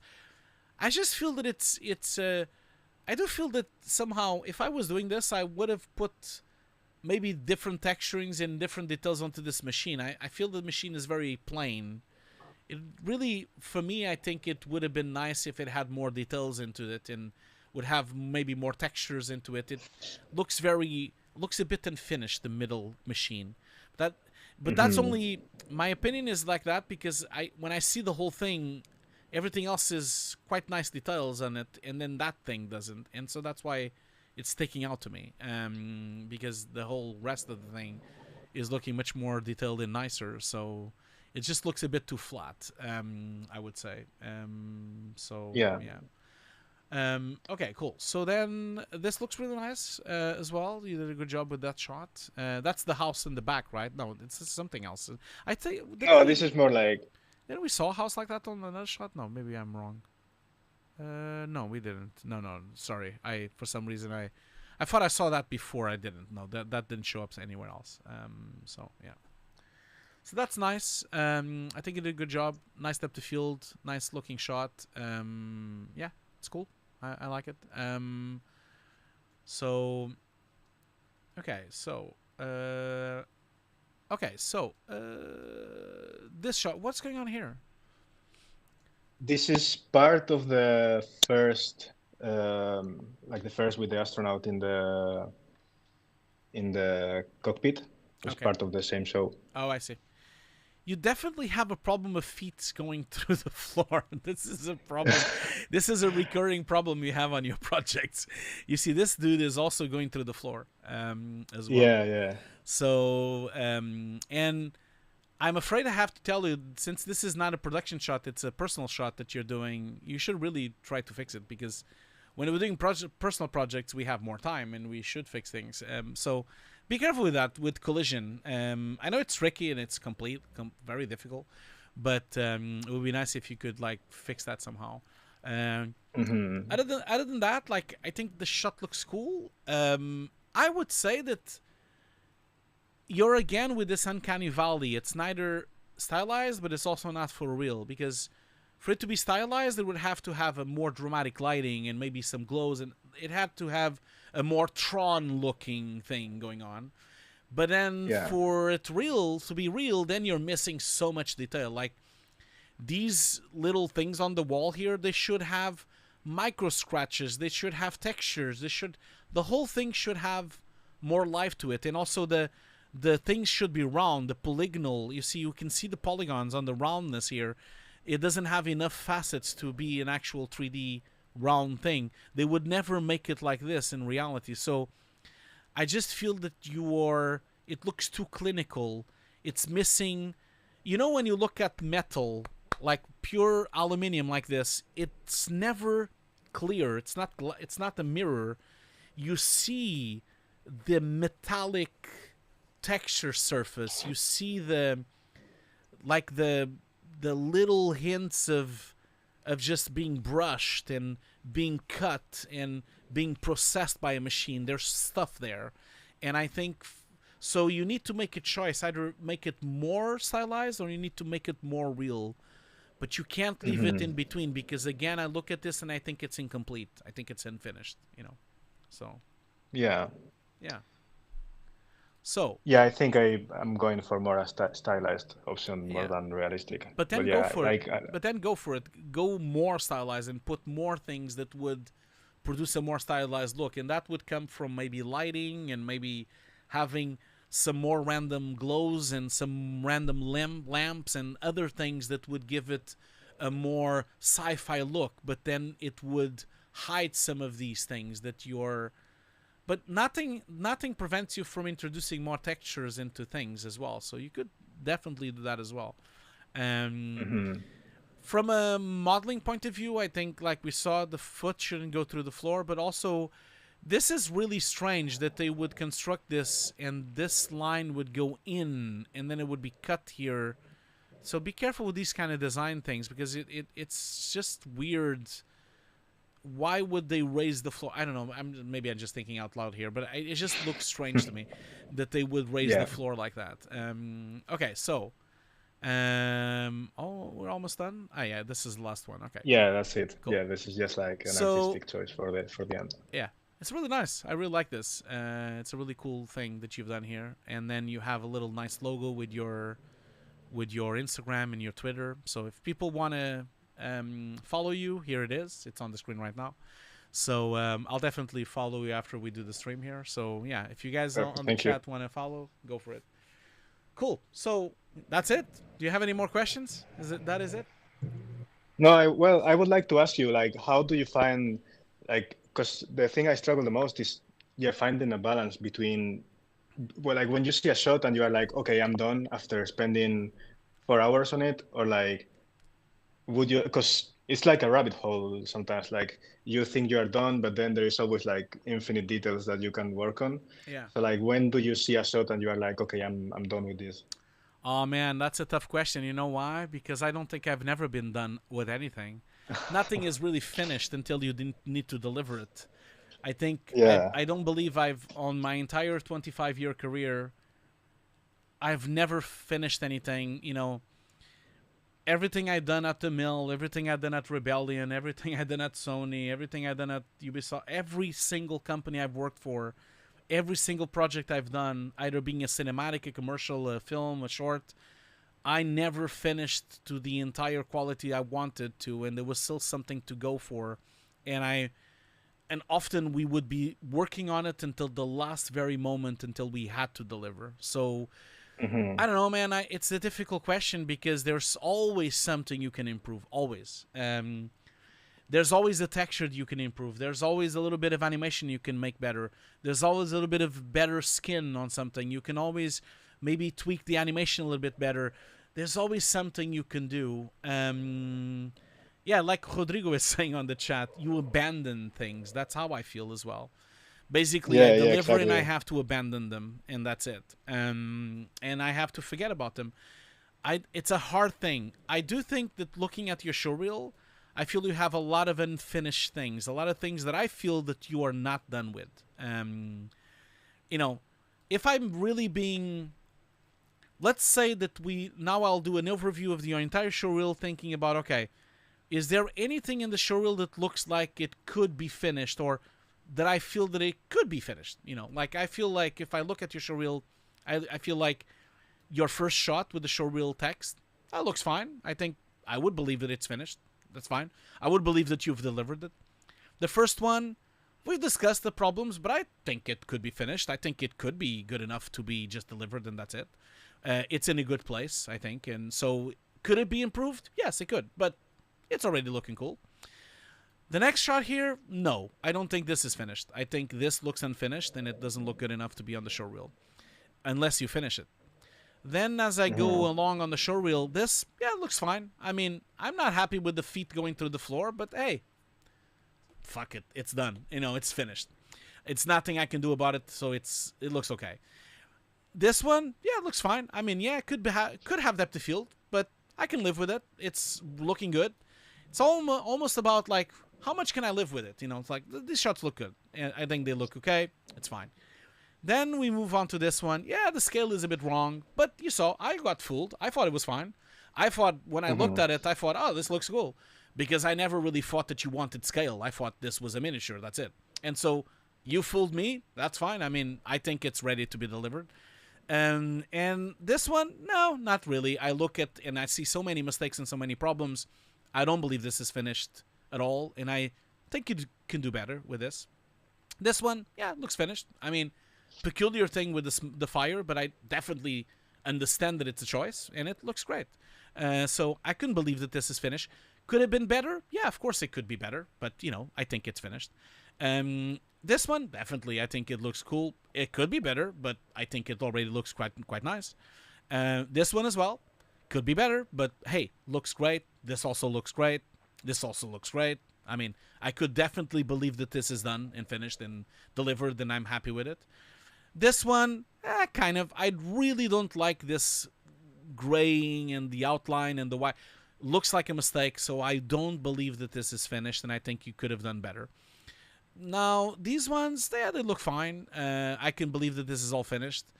Then as we go through, this is all motion graphics. The horse, no, I think it's just an experiment. Should not be here. I don't believe this is finished in a heartbeat. It has a lot of things that need to be fixed for it to be finished. And then these two shots, they're stock. I don't think they should even be here. That's my opinion. This is fine. I mean, I could believe that this is working. Could be better, yes. The motion blur could be better. The scaling of the thing could be better, but it's probably good enough. This as well, I mean, I noticed the wrinkles, but hey, I mean, I doubt that anyone will. And I think it looks cool. It's a cool shot. That would be my phrase. It's a cool looking shot. This one, the foot goes to the floor and the particles are not blurred. But hey, we watched both of the shots. The next one looks nice. I don't really think much about it. This one looks very unfinished. I'm like, there's something wrong with this. So I think it should be go. This one I can live with. I think I couldn't believe that you've delivered it and you ran out of time or something. And then when I look at this one, yeah, I can believe that you've delivered and it's done. This one, yeah, at first glance, it looks fine. If I look at it too much, then I start noticing problems. So I think it could do better. But yes, if you were on a tight schedule, maybe it could be delivered. Then the last thing is just an animation. I don't really think much about it. And then the logo. So as you see, most shots on your showreel, I can understand and feel that maybe they were finished, but others are not. So that would be the way you should look into this is like, look at the shot and think, is it good enough? Is it nice enough? Would someone be happy with it as it is right now? Because every single shot could be improved. And if you really have that mindset, you need to just be careful because then you will not finish anything. Just need to be careful with that, you know. Yeah, I agree. And well, Hugo, thank you so much for your time. I really appreciate it. I think there should be more people like you in the industry because you really help us to improve and to grow. And yeah, I really appreciate it. So yeah, thank you so much. Not a problem. Thank you so much for joining as well, and thank you so much for taking the time. And remember that you can always come back. You know, you can always come back and show your new showreel. Happy to check it. You know, and you're always welcome. Thank you so much for joining. Thank you so much. Bye bye. Okay, see you later. Thank you, everyone. Bye. Okay, cool. Well, guys, I need to do a break. It's been 2 hours. We've been doing this for 2 hours. So I really apologize to Patel that we are very behind on their showreel review. I apologize for that. But I wasn't expecting to take 2 hours. But I saw some people talking about the showreels. I've talked about this on the very beginning. If you go to the booking system, I have 6 more slots. I have slots in 2 weeks from now, another 2 slots in 4 weeks from now, and another 2 slots in 6 weeks from now. So from today, every 2 weeks we do a showreel review for the next 4 times, and they're all free. Today we're fully booked. I am only gonna do 2 reels, and I'm not gonna do any more because we already took 2 hours to do one. So I apologize for that, but we are only going to always be doing 2, maybe 3 if they're small. So today we would not be able to introduce another showreel. I'm already fully booked with the showreel we just watched and also the next showreel we're going to do. So that would be my... so I apologize for that. I really do, but it's... but hey, like Andy C says... We've learned a lot by this review. That's nice. That's really nice for you to say. That's the whole point. I really believe that people learn a lot about showreels by watching other people's showreels. And that is the whole point of the Honest Showreel Review. The whole point of this show that I've been running now for 5 years. I've only noticed that before. Only noticed that this week. I've been doing this show for 5 years. I started in 2020 on Twitch. And I've now done 80 streams so far. I know it says 32, but I'm going to update the numbers because I've done a lot of streams on Twitch. So we are now on stream number 82. And I've reviewed 150 showreels so far on these 5 years. If you watch any of those videos, although it's not your showreel, I really truly believe that you can learn so much from other people's feedback, other people's mistakes, and other people's achievements. I really feel truly that really works for you to learn and understand what can you do better, what you can skip, and how you can improve your showreel to have a better chance of working. So that's kind of really what I think. Anyway, Rodrigo already booked next month. Thank you so much for doing that, my friend. So we're gonna do a break now for 10 minutes. During the 10 minutes, like, as we all, I need to stretch my legs. I need to get a cup of coffee. We're gonna all stretch our legs. So I'll be back in exactly 10 minutes. Remember, I'm gonna put a timer. You can put a timer as well. During the break, if you want to stick around, we're gonna be watching the commercial for my wife's book, which is a vegetarian vegan book. If you're interested, we're also gonna be watching the commercial for my Nuke course as well. You're also going to be watching a commercial for the Before and Afters magazine. You don't need to be here to watch it because it's a commercial break. But if you like commercials, you can always stick around. So we'll be back in exactly 10 minutes, and then we'll do the second stream, the second show reel. And then also we will do the giveaway at the end. So thank you so much for sticking around. I'll be right back, and I'll see you all very soon, okay? Exactly 10 minutes from now. I'm just going to put my timer here. So, okay. See you soon.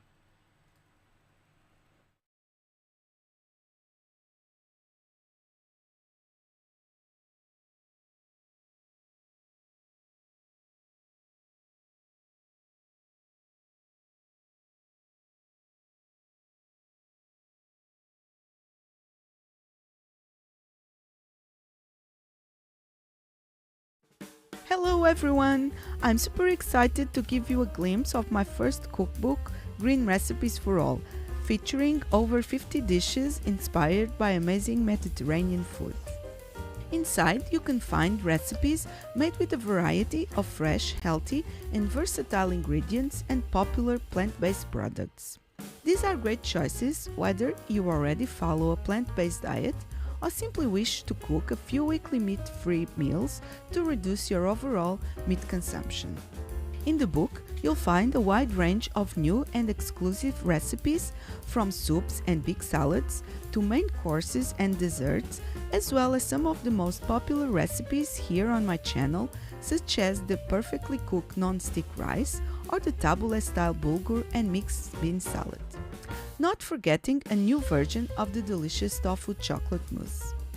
So, if you'd like to have a look at my book and try some of the recipes, just visit any Amazon marketplace and order a copy, which is available in hardcover, paperback or digital formats. Hope you enjoyed the book, have fun cooking, and see you next time.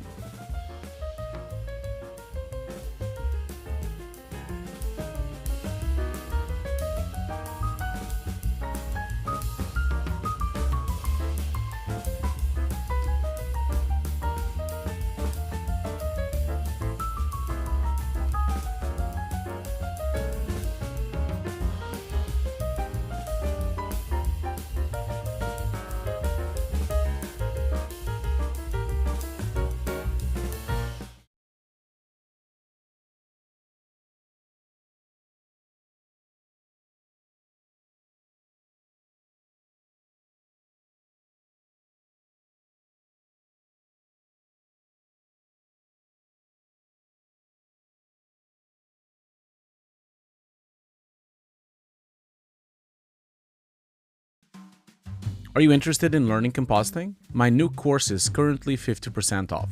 Join today to have access to 150 pre-recorded classes, 50 hours of training, using real production assets covering industry standard techniques, with over 200 gigs of showreel material, and access to a private Discord channel with over 2,300 students. This course is endorsed by Foundry and has access to a Foundry student license paid separately. Join today at hugosdesk.myshopify.com.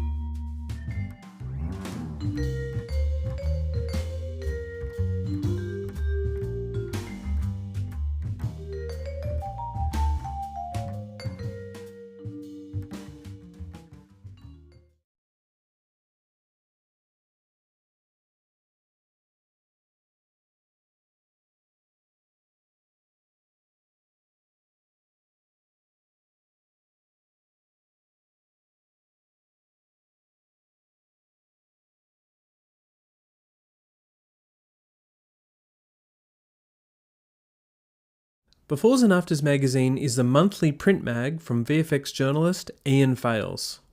Go in-depth on key visual effects topics with major VFX supervisors, artists and studios. Each issue covers a different area like creature animation, miniatures, on-set VFX and VFX tools. Find your copy at beforesandafters.com/magazine.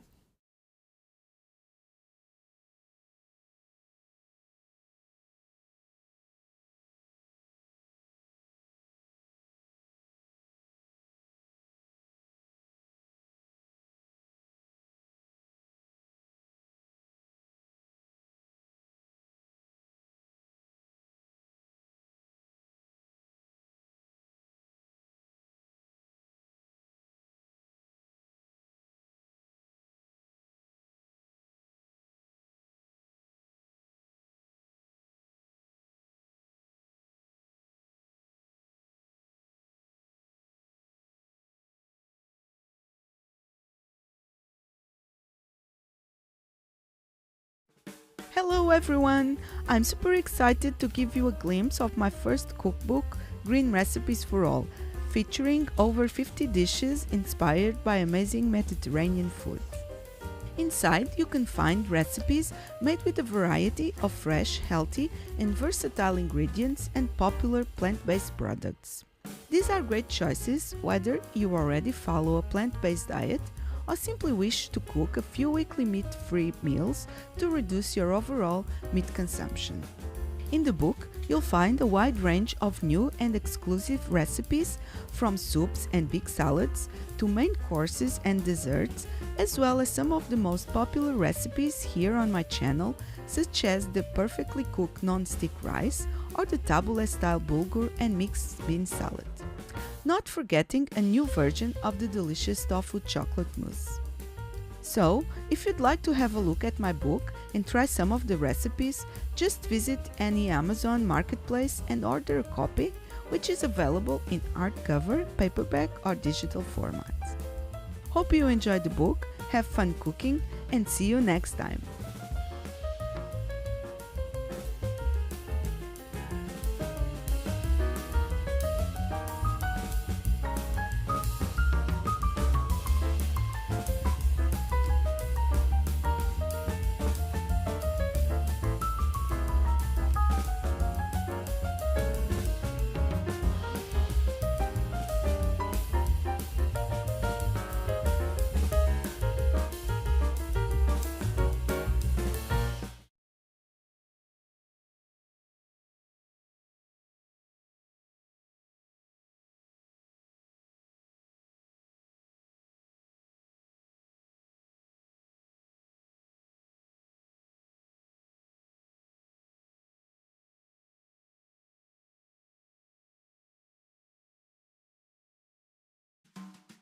Are you interested in learning compositing? My Nuke course is currently 50% off. Join today to have access to 150 pre-recorded classes, 50 hours of training, using real production assets covering industry standard techniques, with over 200 gigs of showreel material, and access to a private Discord channel with over 2,300 students. This course is endorsed by Foundry and has access to a Foundry student license paid separately. Join today at hugosdesk.myshopify.com.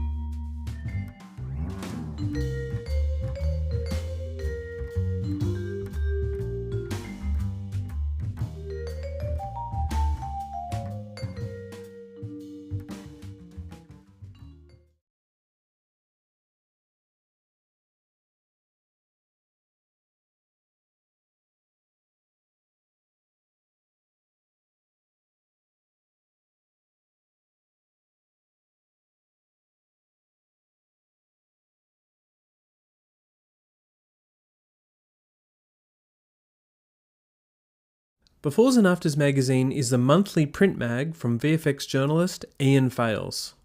Go in-depth on key visual effects topics with major VFX supervisors, artists and studios. Each issue covers a different area like creature animation, miniatures, on-set VFX and VFX tools. Find your copy at beforesandafters.com/magazine.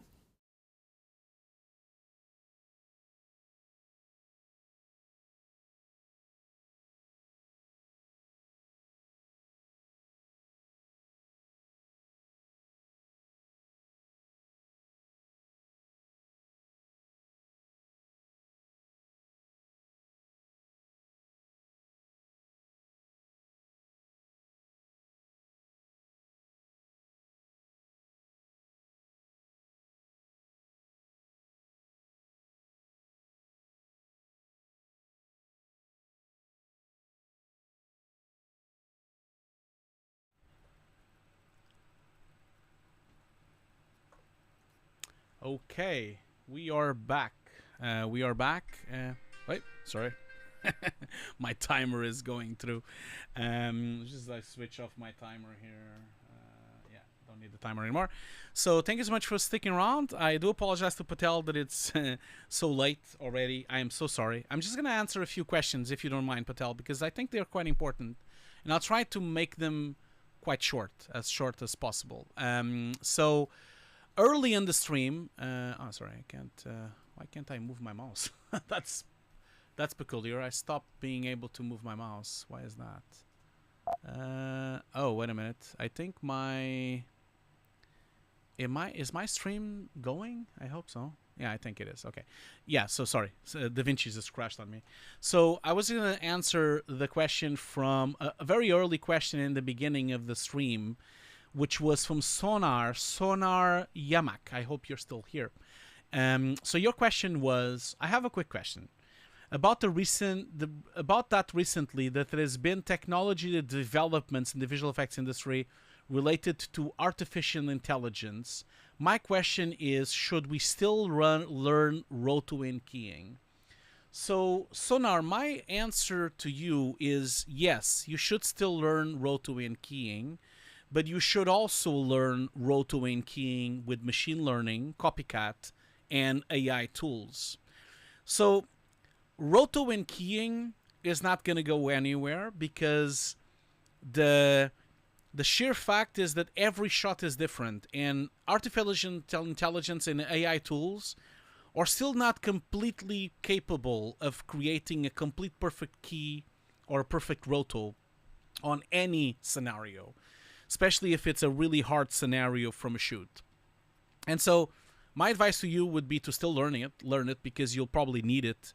And even if you use machine learning, and even if you use keying with AI, you should know how to fix it. Because if the key is not complete, if the roto is not perfect, then you can go in and fix it. And so if you start learning machine learning and copycat deeply right now, you should be able to do a lot more roto and a lot more keying in a lot more faster way and methodologies. And so you become much faster than everyone else. And so that means your ability to do more roto and more key multiplies. And so I definitely think that no one here on the chat should be afraid of using machine learning, copycat, and AI tools to produce roto and keying. And I think if anything, it will improve your capability to also have that on your skill set, on your belt of skill sets. So embrace it, use it, and try your best to learn it. I would advise you, if you're using Nuke, to start with copycat. Copycat and the machine learning tools in Nuke. That would be my advice. And then maybe the next step would be Confi AI. Maybe try to move to that one and see if we can help your pipeline as well. That would be my advice to you. Now, a lot of people asked about the showreels. I already answered this, that we're not doing any more showreels except Patel's showreel because they booked. You can go to the links that exist on the description. All the booking links are there, and you can book yourself if you want. And that means that you can just well, maybe I should put the booking. Maybe I should just tell you book. Let me just where is the booking? Just a second. I think I have the link here somewhere. Where is it? Apologies, I should have this on my link, but I think I forgot to leave the link. Where is the link? I need to go to... So apologies for this. Should have prepared more. Should have prepared better. Apologies for that.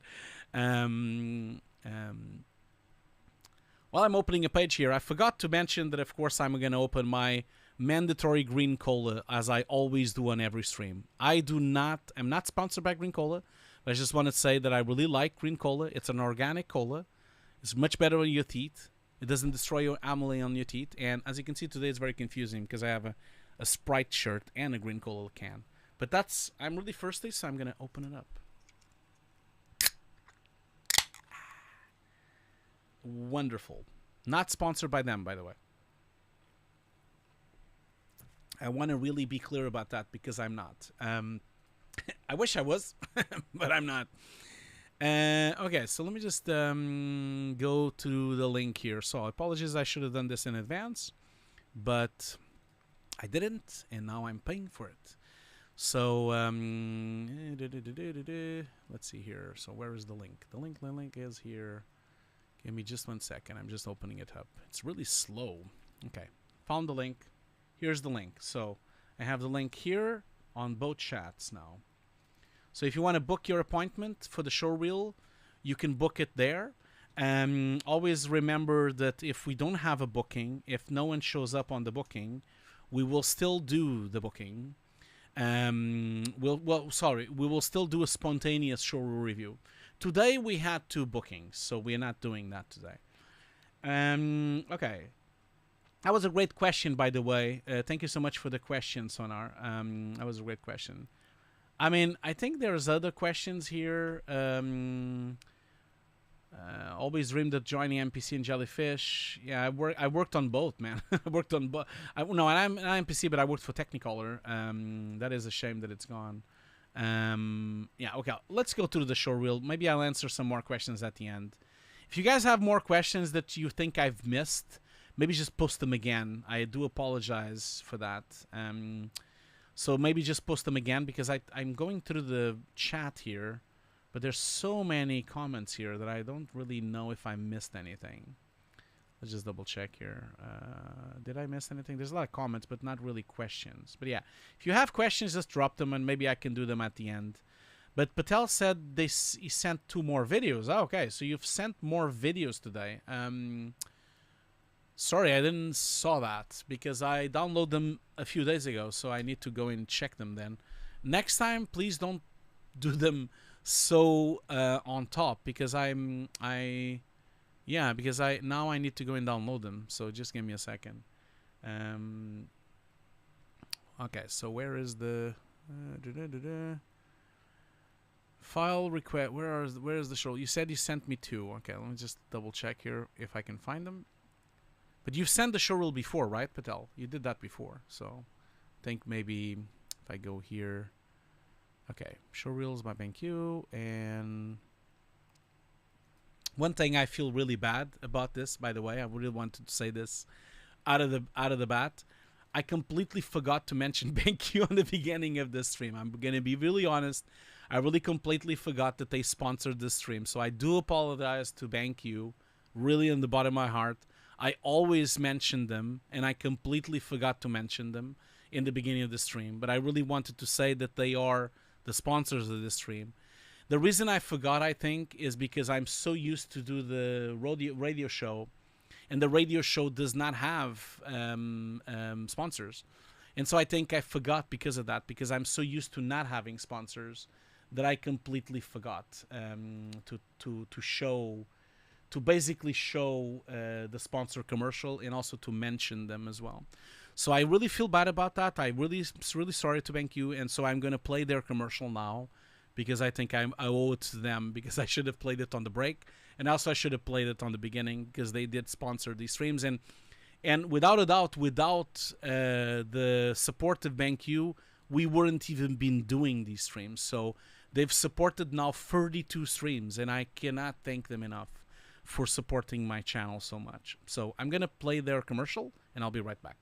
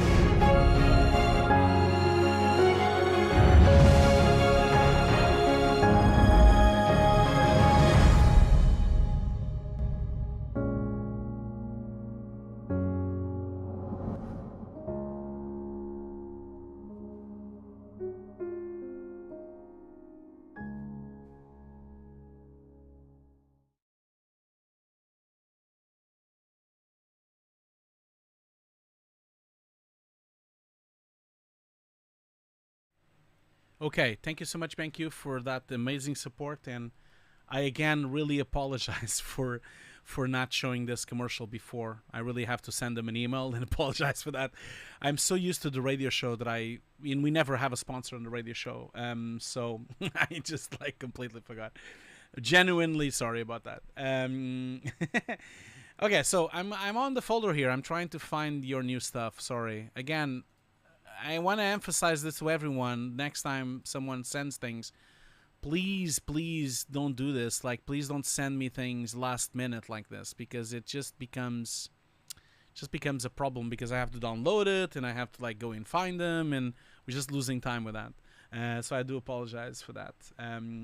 Also, I wanted to like just mention that we have two chats. Remember, so we have a Twitch chat and we have a YouTube chat, because I'm streaming on both places. So there are questions on the chat on YouTube, and there's the questions on the chat on Twitch. If you want to be part of a bigger chat on YouTube, that's where the majority of the people are watching, because we have about 50 people watching on YouTube, and we have about 10 people watching on Twitch. So of course, if you want to be more part of the chat, then maybe YouTube would be a better scenario. But I just wanted to mention that. So I'm downloading your showreels now. While I'm downloading your showreels, I'll call you in a second. But I have a question on Twitch, on the Twitch chat, from Gargolaex. I think that's how I pronounce your name. Hi, Hugo. I have a question. I don't currently work in VFX. I'm a video editor. Do you think it's better to start with Nuke compositing, or I dream on going straight to 3D Houdini? It's a good question. I really think it depends on your nature, on how you're an artist. Like, compositing is probably easier for a video editor, because it has to do with pixels and footage and tracking and editing, and has to do with roto and keying. It probably is a better fit for an editor. Having said that, you could also learn 3D, of course, but keep in mind that 3D is a much more complicated, broad subject, which has several subtopics. You know, you can be an effects artist, you can be a modeler, you can be an animator, and a composer, you can just be a composer. So there's a lot of titles on 3D, and so you just have to be careful not to become you learn so much that you become master of none. So be careful with that.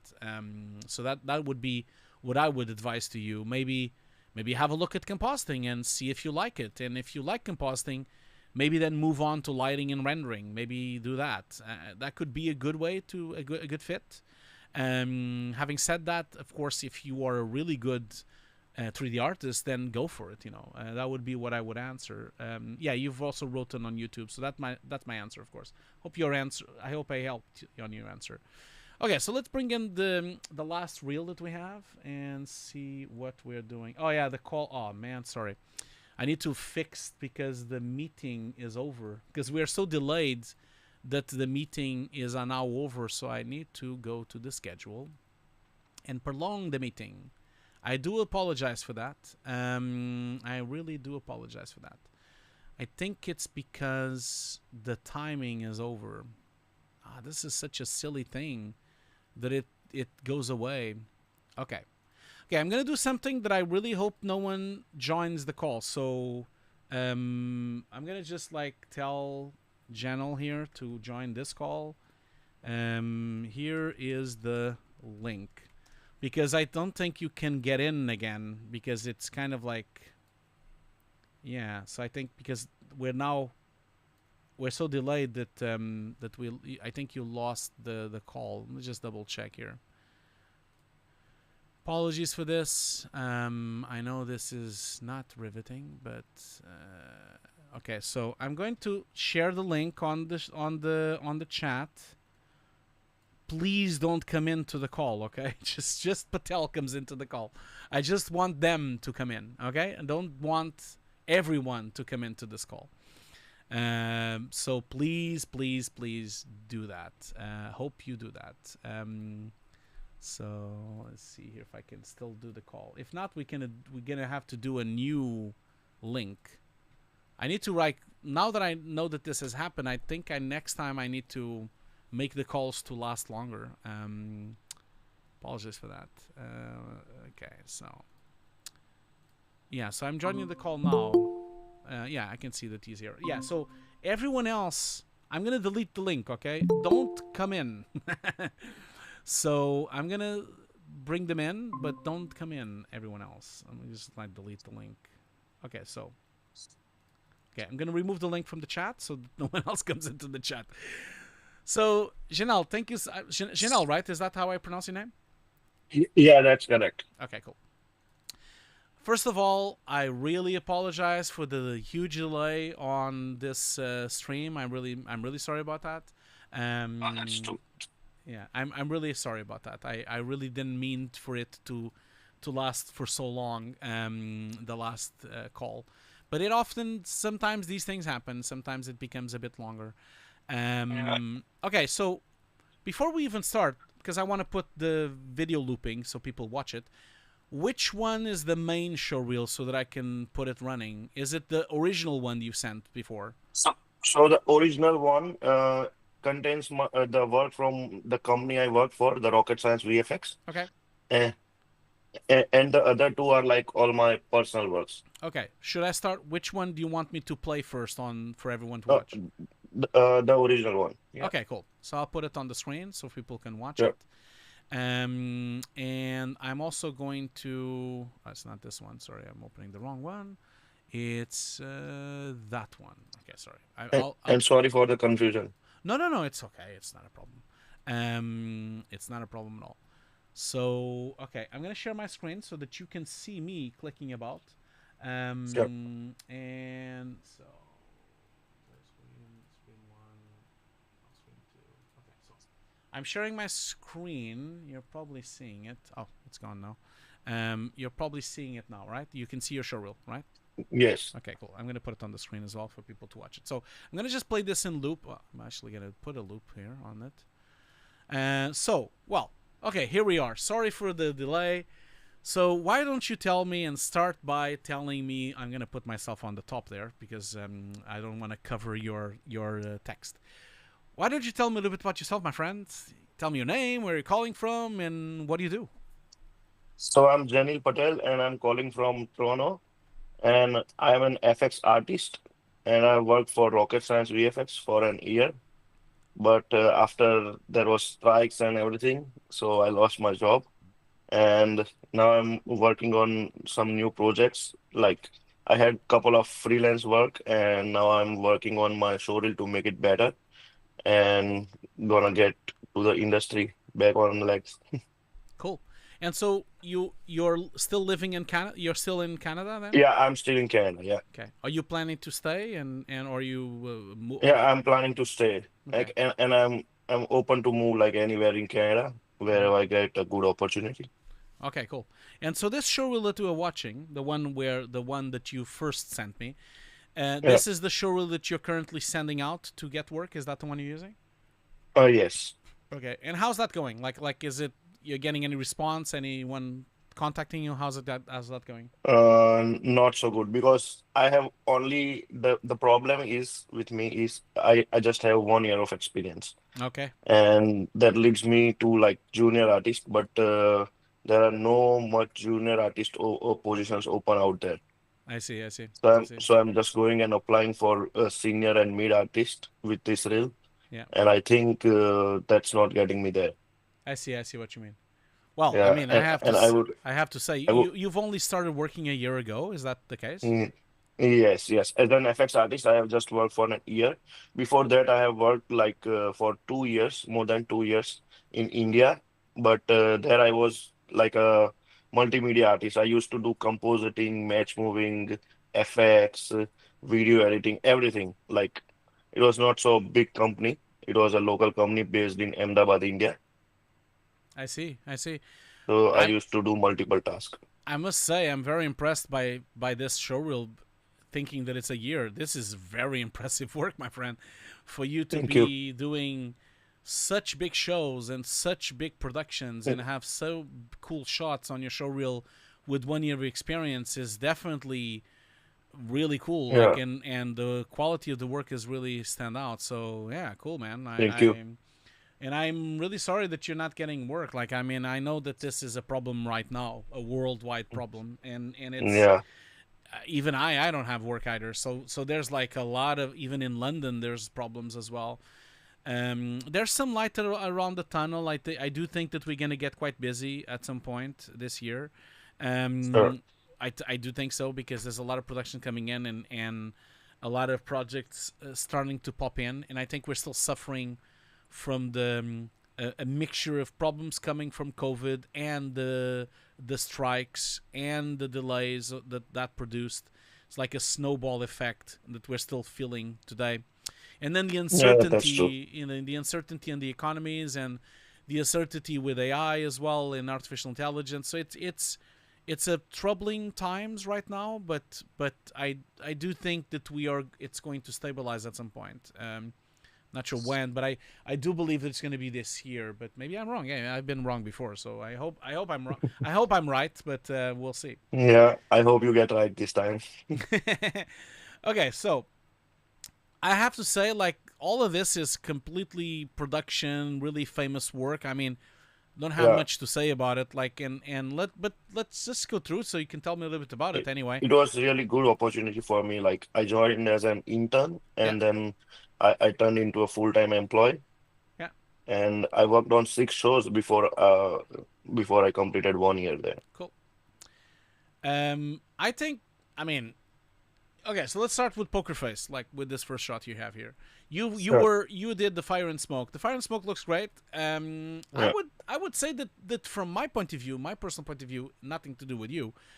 It's a shame that the composer doing this didn't really integrated the fire in a better way and have like more of a light interaction with the body, and also maybe a heat haze. It would have been nice if they would have done that, because I really do not believe that someone standing next to a fire like that would, first off, be unaffected in terms of lighting and in heat, and Yeah. definitely there would be a heat haze. And so it's a shame that that was not done. And I can only speculate. Maybe they didn't have time. Maybe the client didn't like it. There's a lot of things that can happen on a company, on a production. So, but it has nothing to do with you. You didn't comp this, so it doesn't really matter. But I was Yeah. just like, it was the first thing that came to mind. But that's a really nice fire and smoke simulation that you've done there. So is this when you were still an intern on the company? Yeah, this was at the time of the internship. The poker face, the whole show was when I was an intern. Is this Houdini or something else? Or what are Yeah, you it's using? Houdini. Okay, it was No, Houdini. Houdini. Okay, cool, excellent. And then the next shot here, this one here, the same show. You basically have the dry ice smoke. This is Yes. this is looking really nice. I think you did a great job with the density of the smoke, and also the quality of the smoke, and the resolution of it as well. It looks very realistic. So well done. Thank you. It's also very well composited. So the person comping this did a good job as well. Yeah. Were you working with the compositors by providing them passes and pre-comps, or was that not what happened? Yeah. I used to make the pre-comps. Okay, cool, excellent. So, and you were what, outputting multiple passes and layers for them, or how? Yes, multiple passes, Yeah, yeah, and it was like also some render things were set into the pipeline, so you just don't have to select all the passes and everything. yeah. Okay, of course. Okay, I see. And so, and are these all like regular 3D, or are you also working in deep compositing as well? Uh, I'm not sure about the compositing No, part because what I mean is if you're rendering them in deep. That's what I mean, like in 3D. Are they being no, rendered in deep? not in deep. That's what I mean. Yeah, sorry. Okay, cool. Okay, so that's a really nice looking shot. Let's move on to the next one. We'll go into your other reels soon. I'm just going to Yeah. this quickly. So again, you have in here. Was this shot on set? The actual car breaking up and everything? Was that an actual plate? Oh yes. Ah, cool.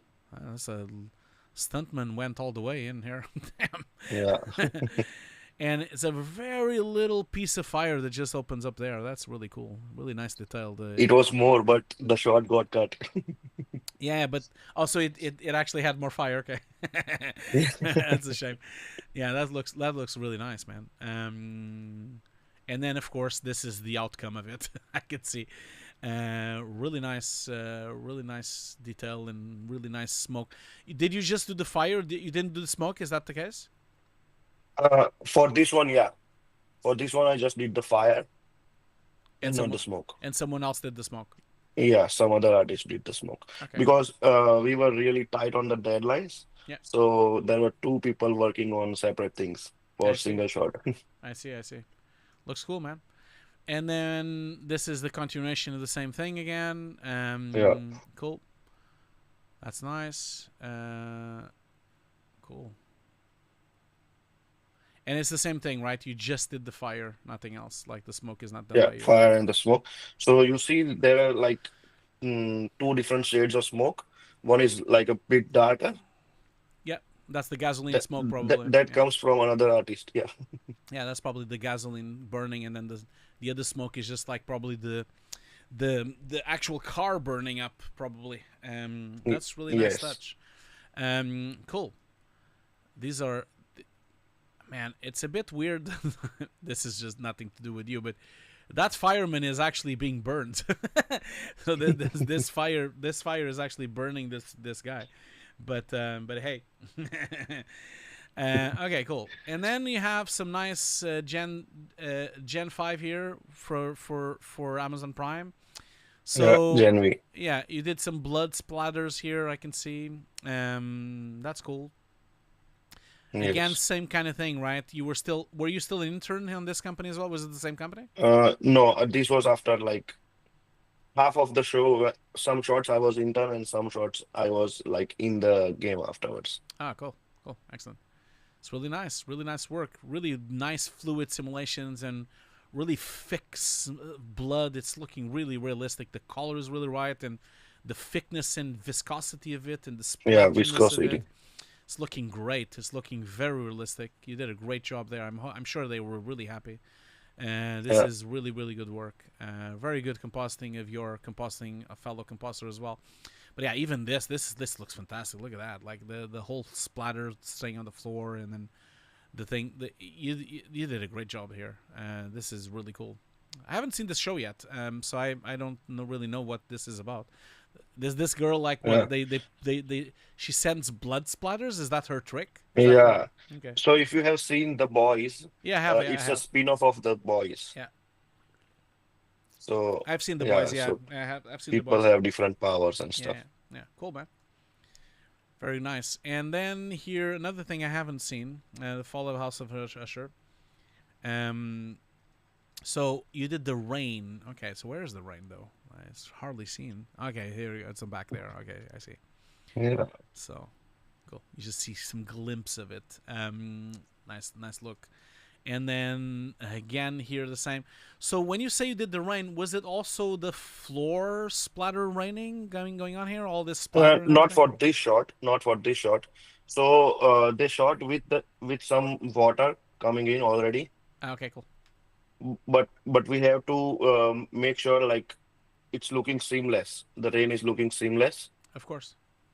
So we have to do render the rain in like different layers, Yeah. like front, mid, and background, Cool. and Yeah, the comp It's did the stuff. definitely well integrated. I mean, I can't even tell which one is Yeah. the real rain and which one is the not real rain. I mean, very well Yes. integrated. The splatter looks right. The depth, the amount of drops and the small and the difference of the small drops and the big drops. It's looking fantastic. So well done. Okay, so and this is kind of the same thing again, but this one Yeah. you did do So the for ground splash. Yeah, I can see that. yeah, we have to do the ground splash for this one. Cool. Excellent. Okay, cool. Okay. Oh, I have seen this show. Now I'm looking at this shot. I have seen this show. I know what this show is. Yeah, this is a great show. It's a great TV show. Really enjoyed watching this. It's from the same director of what's his name? The director that did the sequel to The Shining. He did the. He's a horror director. He does a lot It of was he's a horror Flanagan. director. Mike Flanagan, I think that's his name. Mike Flanagan, something like that. something Flanagan. I can't remember the rest. I think it's Flanagan something. I'm sure someone on the chat can help me out with that. I have a terrible memory. So, cool. No problem, Sajal. Have a nice day, man. See you later. Okay, cool. So, Beacon 23. This show, I do not know what it is. Okay, cool. So you did the beacon particles, which are, I guess, the whole thing going around the ship, right? No, not the whole thing. It's just So like there these are strikes, I guess, or no, not this one. If you see the light beam which is rotating, the white one, yeah, so there are particles traveling with it. You can't see properly in this shot I see. because yeah, but there will be one more shot coming in which it will be like properly visible. So if you see here in this shot, Yeah. the light, Oh, this thing. Okay, I see. so there are particles traveling into that direction. I see. Okay, so that's Yeah, what you mean. Okay, cool. yeah, and also I did the jets The jet for the exhaust. Yeah, exhaust. Okay, cool. Well, let's go back to the other one first. So, in here you did the hologram, the whole thing. Hologram is yeah, the orange clouds you see. yeah. Yeah, that's also done in the Houdini. That's really nice. Did you also come up with the distortion in Houdini, or is this something else? Like the slight distortions that happens on the fields, like between, like when you look at all of these particles, where is it? It's there. Is this also Oh something? yeah. This is really nice. No, the distortion is in comp. It's comp, okay. So, but Yeah. you basically delivered two types of particles, right? Because they change shape, and then they kind of like comp them in from one to the other, right? Is that what's happening here? Yeah, so what we have to do, like, so it was first in some other direction and then it blipped like this. So Yeah. we have to just switch it from like one place to another, like on keyframes. I see. Cool. Okay, cool. Excellent. Yeah, this we already talked about. Cool. I mean, as I keep saying on this show, I don't really don't have anything to say. This is established franchises, Yeah, very well done projects, really high end productions, very high budget productions. They look flawless. I mean, I have nothing to say. There's no problems or mistakes or issues. We're just contemplating and enjoying them from the achievement that you've made. So I have no yeah, feedback, of course, because this is. I'm sure you had plenty of feedback while we're doing it. yeah, So, but yeah, very well achieved, and I have really nothing to say. That you did a fantastic job. And these types of shows, I mean, they always look slick because they have so much budget and so much money and so many people involved, and there's so many layers of supervision that very rarely something goes as amiss on these kind of projects. So, and yeah, this looks. That's why I'm going quite fast. I mean, we don't really have much to say about them. I'm just like enjoying the achievement of them. Oh, I see the beacon again here again. yeah. So this Oh time you yeah, see the I particles see. traveling. Yeah. That's now I fully understand. It's like this kind of. It's like a jet, almost like a strong water jet or something that is coming through the Yeah, beacon. Okay, I see. It's really cool. I have to say, I don't know what this show is about. I don't know what it is. Is it? It's a TV show or a film? Is it a TV show? it's a TV show. Yeah. It was on MGM Plus, and then the Amazon Prime bought MGM Plus, so now it's on Amazon Prime. Cool. Excellent. Looks really nice. Oh, that's a nice exhaust that you did. Looks really nice. I really like that. The exhaust, the really subtle just exhaust that you have there. That's really cool. Yeah, Very well designed. Okay, and then the tracer fire. That's a nice explosion. I know you didn't do the explosion, but that's a really nice explosion. yeah, It's a really cool explosion. Wow. Okay, cool. So this is some kind of like spaceship set in the future TV show or something like that. Yes, it is kind of a futuristic TV show. Yeah, So, cool. like, the beacon helps the space travelers to show them direction and Cool. help them if there is some problem and stuff. Cool. The tracer fire looks great. This is really cool. And of course the rest of the particle systems done by your other colleagues, they look stellar. This looks Oh really yeah, cool. the seniors working Yeah. on Yeah. were great. completely unrealistic though. There's no fire on space, but I find it fascinating that we always have these shows where there's so many fires and explosions on space. There's no fire, Yeah, there's vacuum. So, but it looks so cool. Why wouldn't you do that? that's It true. looks so cool. Yeah. So that's why it's like more stylized and not looking like fire. Exactly. That's why you guys went with this kind of whitish, kind of debris-looking thing. Yeah, I see what you mean. That's really cool. Okay, cool. So Halo, of course, everyone knows Halo. So you did some floating debris here. Yeah. Cool. Oh, that's nice. That's really cool. So basically, just make a huge particle system of debris, of just the leftovers of the pieces of the ship, I guess, Yes. and this is It's nice. just floating everywhere in Yeah. the space. You also did a really good job with the interaction with the lighting as well, so that's really nice. Because it's very well integrated with the whole thing, with the light direction and the rim lights and the yeah. Oh, this is nice with the vacuum of being sucked Yeah. out. That's really nice. This was a complex shot. Like Oh, I when the imagine. open, it goes out. Yeah, I bet. It looks very complex. Yeah, this is looking cool. It's really nice. That's awesome. It's so funny because without your particles, they would just look so fake on the shot because Yeah. they would just be like, oh, just moving around a bit. Cool, man. Well, this is excellent work. Congratulations. Thank you. Very cool work. Yeah, well done, my friend. I'm just gonna play it once more for everyone to watch, Sure. and once go without, and then we'll play your other videos. The other videos you sent me. Yeah, man, I'm really sorry that you don't have a job. I really feel that if we weren't experiencing the problems that the industry is having right now, I don't think you would be out of your job. I do think you would be Yeah. hired right now. If it was a couple of years ago, you would definitely be too busy, probably. That's correct. Yeah, you're very talented, and you do really good work. So Thank you. cool, man. Cool. Yeah, I'm gonna check out some of these shows as well. Sure.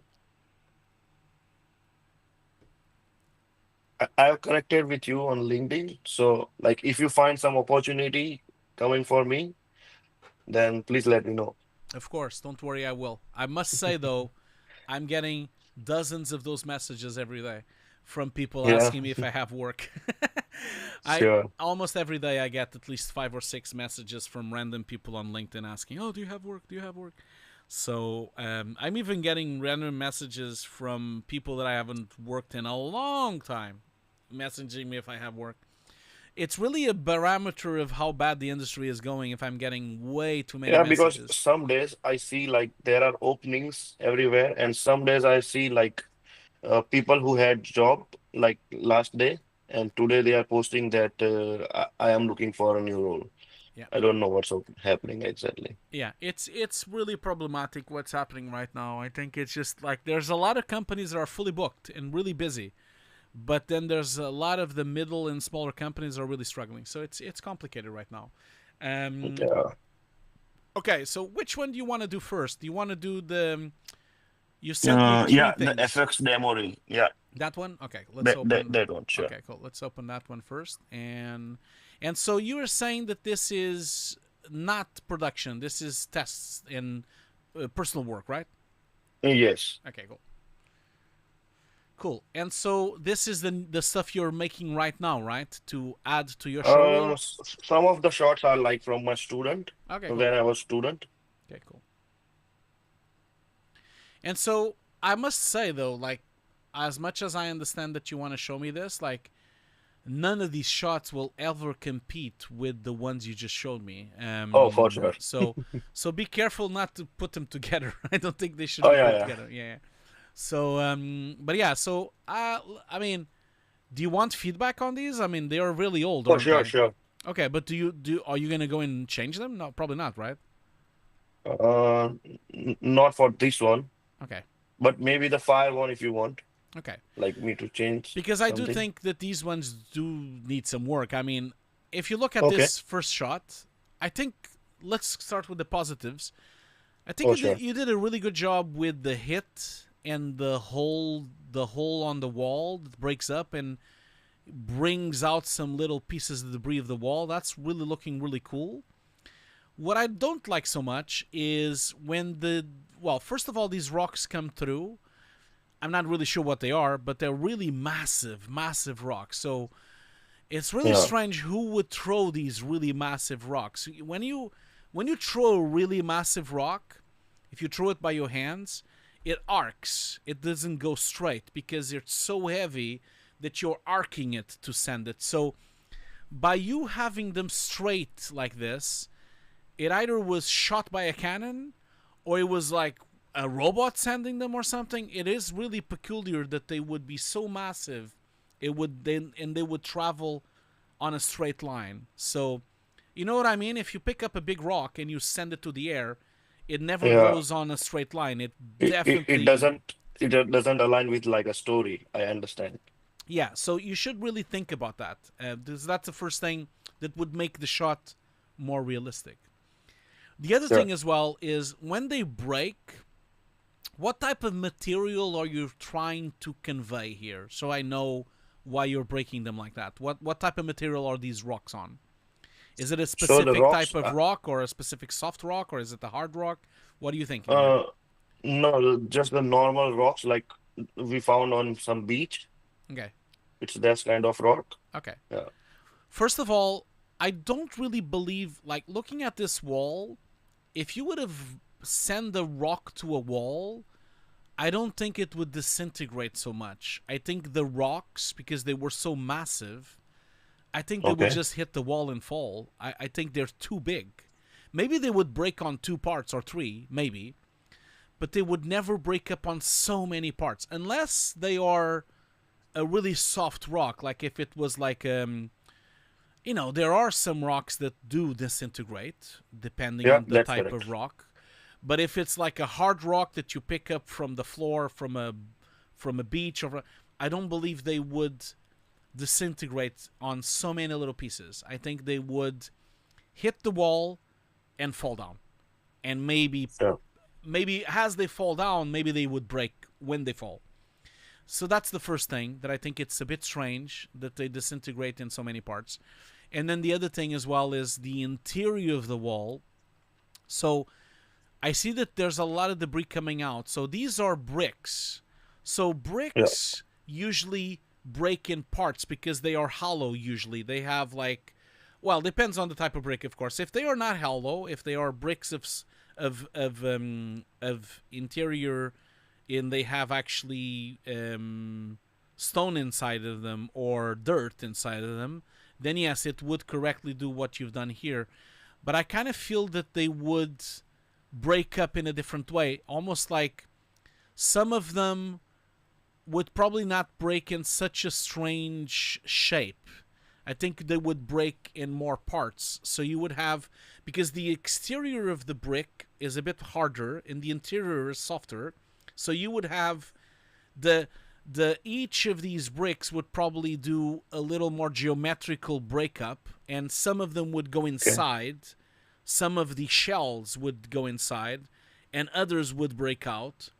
I don't really think it, because right now it almost looks like it's a piece of cake or something. It doesn't really feel, I understood. It doesn't feel like it's hard. It doesn't feel like it's really a hard piece of metal. The edges should have been felt like one of the brick came off and like some brick structure. Yeah, exactly.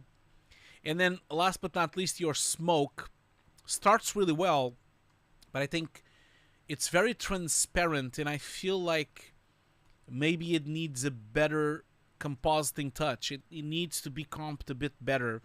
It looks a bit like it's just on top, and it doesn't really get occluded by the pieces of debris.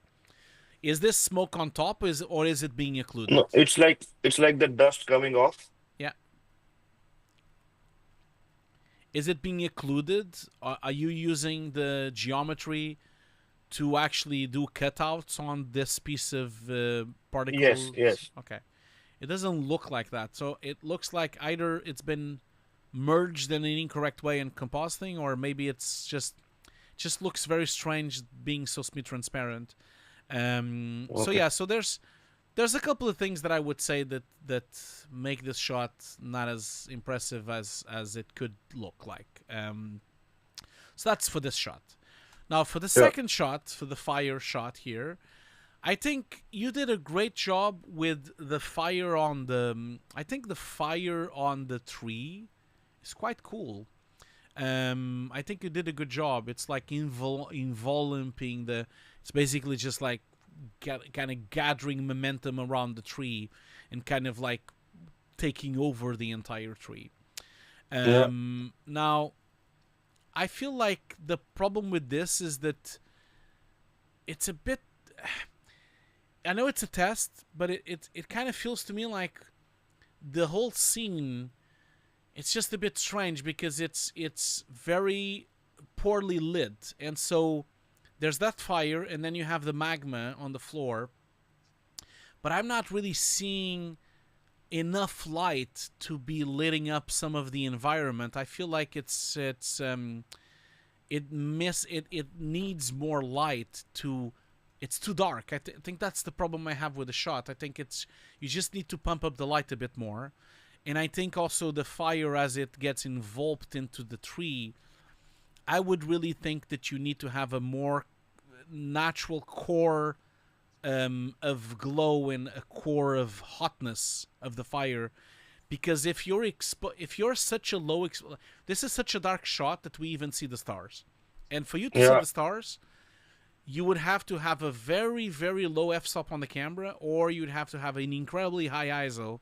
If that's going to happen, the fire will probably overexpose. It just needs more hot bits inside of it, and it needs to be...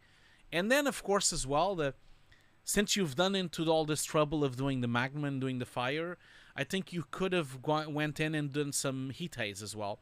Because this magnum would really... So you could really make that on a simulation as well. Go to Houdini, make like a heat haze simulation, use that as a mask for the eye displacement on Nuke, and create the heat displacement coming out of this cauldron, because it would definitely affect the whole thing. You would just see heat haze the whole time. Yeah, that would really make the shot look nice. Yeah, and the other thing as well that I think you could go into Houdini, and I think you should do sparks and little ambers flying from this tree. So as the fire involves the tree, you should have little ambers flying through the air, coming out of the tree. That will really help to sell that the tree is being burned up, you know. Yeah, that's a good suggestion. Okay, cool. So let's move on to the next one. So this one is really early days. So what kind of liquid is it supposed to be? It's like lentil soup kind of thing. Okay. So as much as I think that this is not finished, of course, because it's a whip, I'm not sure a soup would drop like that, like a big blob. I feel like if you drop a soup, I think you would see... A smaller. Yeah, because there's what are the ways of dropping a soup? Either you use a spoon and you do several spoons of soup into the bowl, or you pick up a pan and you drop the whole pan into the soup. And that means if it was a spoon, you would see bits of the soup being dropped. So you have one drop and then another because the spoon is bringing in the soup. If it was a whole pan, you would see like almost like a cascading effect with the soup. The soup would be almost like a fall. It would be like the Niagara Falls. Like it would just be water coming down. So you would see the soup coming from one of the sides into the bowl and not as a blob. So that is the main problem that this simulation has. It doesn't look like a soup. You know what I mean? Yes. Yeah. So that would be it. The rest is fine. I like the rest of the stuff that you put in. I think it's nice with these things that you've dropped here, because it kind of looks like someone just dropped a handful of it. And then of course the two pieces of ham, I guess, or whatever this is, or maybe onions or whatever.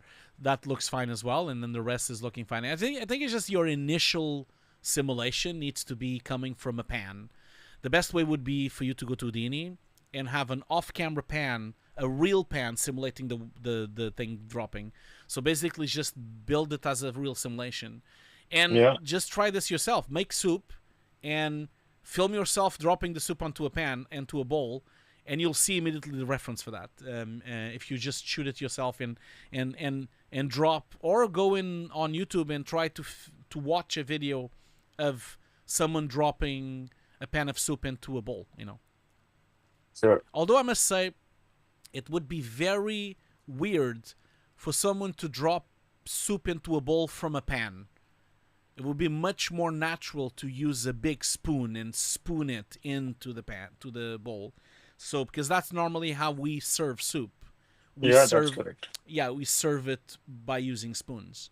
So maybe consider that and maybe try to do a simulation around that. Sure. Cool. Excellent. So that's done. So from here, I would say that the first one needs some work. The second one needs less work, but I definitely think it would be nice if you work up a bit the lighting and the ambers and also the heat haze. That would be nice. And then the third one needs a lot of work. I think this needs a completely resimulation of what it is. I know. Sure.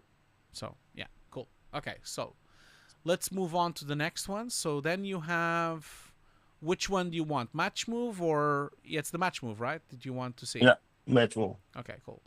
Okay, so that one is the match move, and so is that something you also do, or besides simulation?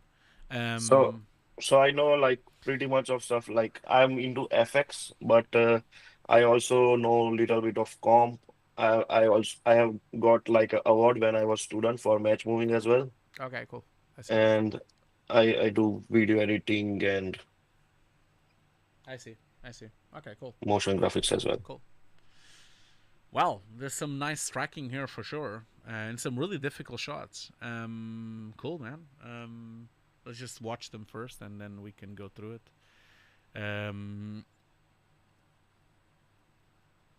Cool. That's the other shot we saw before. Yeah.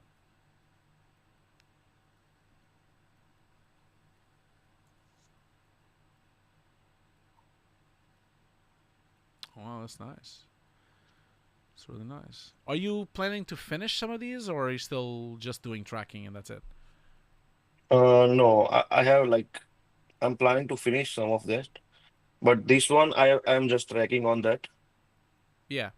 This just one, for the match move. yeah, I think you did a really good job with the tracking. This is a really hard shot, but obviously, it doesn't look very good as a showreel shot because it's such a poor piece of geometry that you put there, and also the Yeah. character and the boxes, and there's no occlusion. I mean, it is not a very nice project to show. I think as much as it's a hard track that you've done there, it would be so much better if you would have comped in something more real into it, or even Okay. something more simple. I just feel that these are too simple. Maybe consider putting something there instead, and then you can do a breakdown, and then maybe on the breakdown you could have this part, but that would just be part of the breakdown. Okay. And I was also thinking to like remove some of these objects and instead put like a grid or boxes according to the shape of the walls. Yeah, that would be much better. Actually, in Yeah. fact, since you have the track done, instead of having these boxes and pyramids, do that. Just basically build this wall, build that wall, build this thing. Really simple geometry, and Yeah. just have this effective wireframe coming through it or something. And then people would see that there's a full wireframe 3D, and then you can go from there. I think that would be a nice touch. Yeah. Okay, cool. So second shot, this shot here. So this shot, what did you went out and shoot it, or what's going on here? Oh no. So this shot was given by like our professor Okay. in the college. So he gave the shot to us and we just have to do like match move practice. And so we also had another assignment from our lighting professor who told us to light an object according to the environment.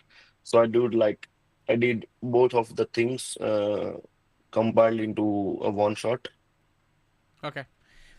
I must say one thing though to you. Like, I wish that someone would do this on set when we are shooting guns and CG things. Yeah, This will never happen. You will never get so many tracking markers and so many spheres and so much help for you. This will just never happen. that's Um, true. so this is such a easy thing to have so much tracking data there. Normally on set you would just get like a couple of crosses and maybe some gaffer tape and that's it. So this is really remarkable that they was this shot by the teacher you said by the school. Was that what they did? Yeah, he gave the shot to us. I'm not sure because Okay. I have seen this shot in like many people's showreel as well. Oh, I see. I see. I see. So I see. yeah, it Yeah, could be a famous shot it could be. available Oh on yeah, that's internet. some Mr. Keyframes on. That's a great name. On the chat on YouTube's chat, Mr. Keyframe says, "I recognize that second shot. It's from a tutorial that they provide the footage for people to Yeah, practice." Okay. Yeah. Yeah. Okay. So first things first. I think the track. I think you did a good job. I don't really see any slide. I think you did a good job with the track. It moves as it should. It does what it should do. I'm not surprised because it's a quite relative. You have a lot of information for tracking.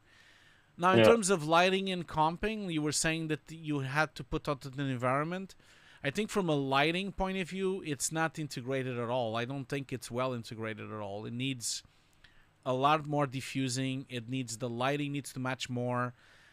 It just looks like a cartoon at the moment. The texturing and the lighting. yeah. I made like a matte finish texture, Yeah, like we have on some of the army tanks and stuff, yeah, yeah, yeah.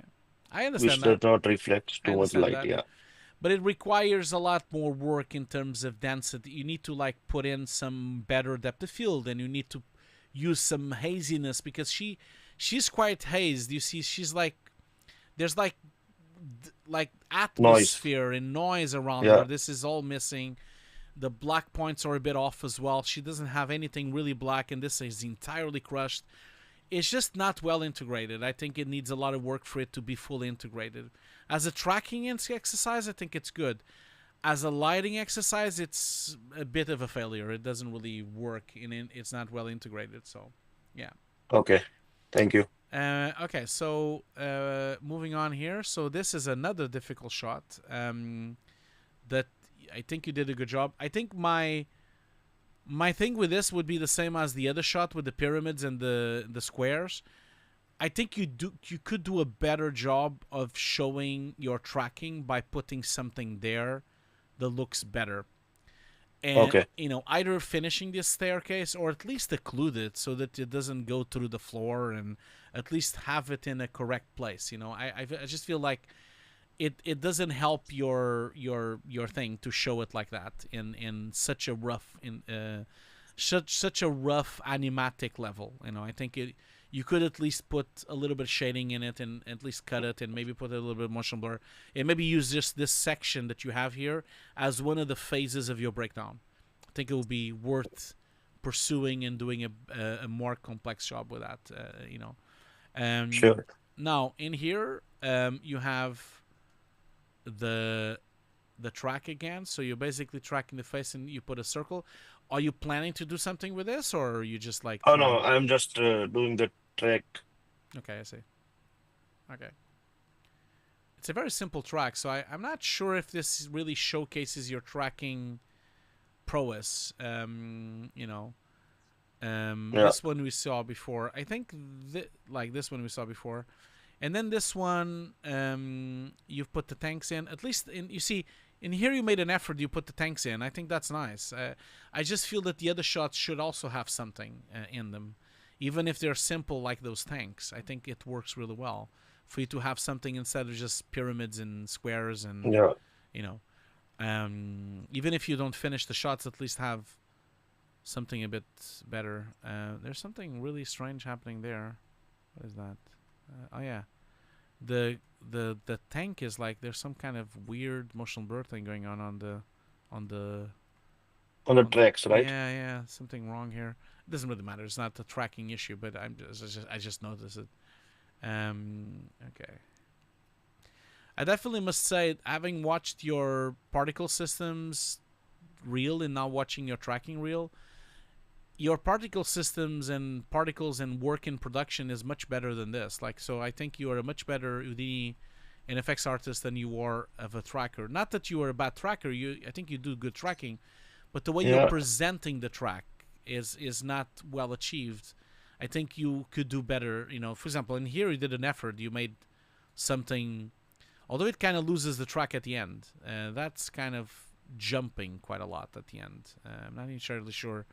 It looks like it slides a bit at the end. But at least in here you made an effort. You have shadows. You have it comped in, so at least it has an effort. But I just don't think your showreel should be so amateur level in terms of not the tracking quality, but the look of it. These squares and pyramids, it just doesn't help.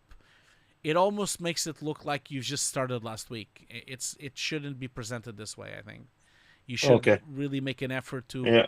have I'll better. improve it. Yeah, to have better presentation on the shots, especially this one. I don't even think this should be here. I think it just looks Okay. like some weird test you did with some friends or something.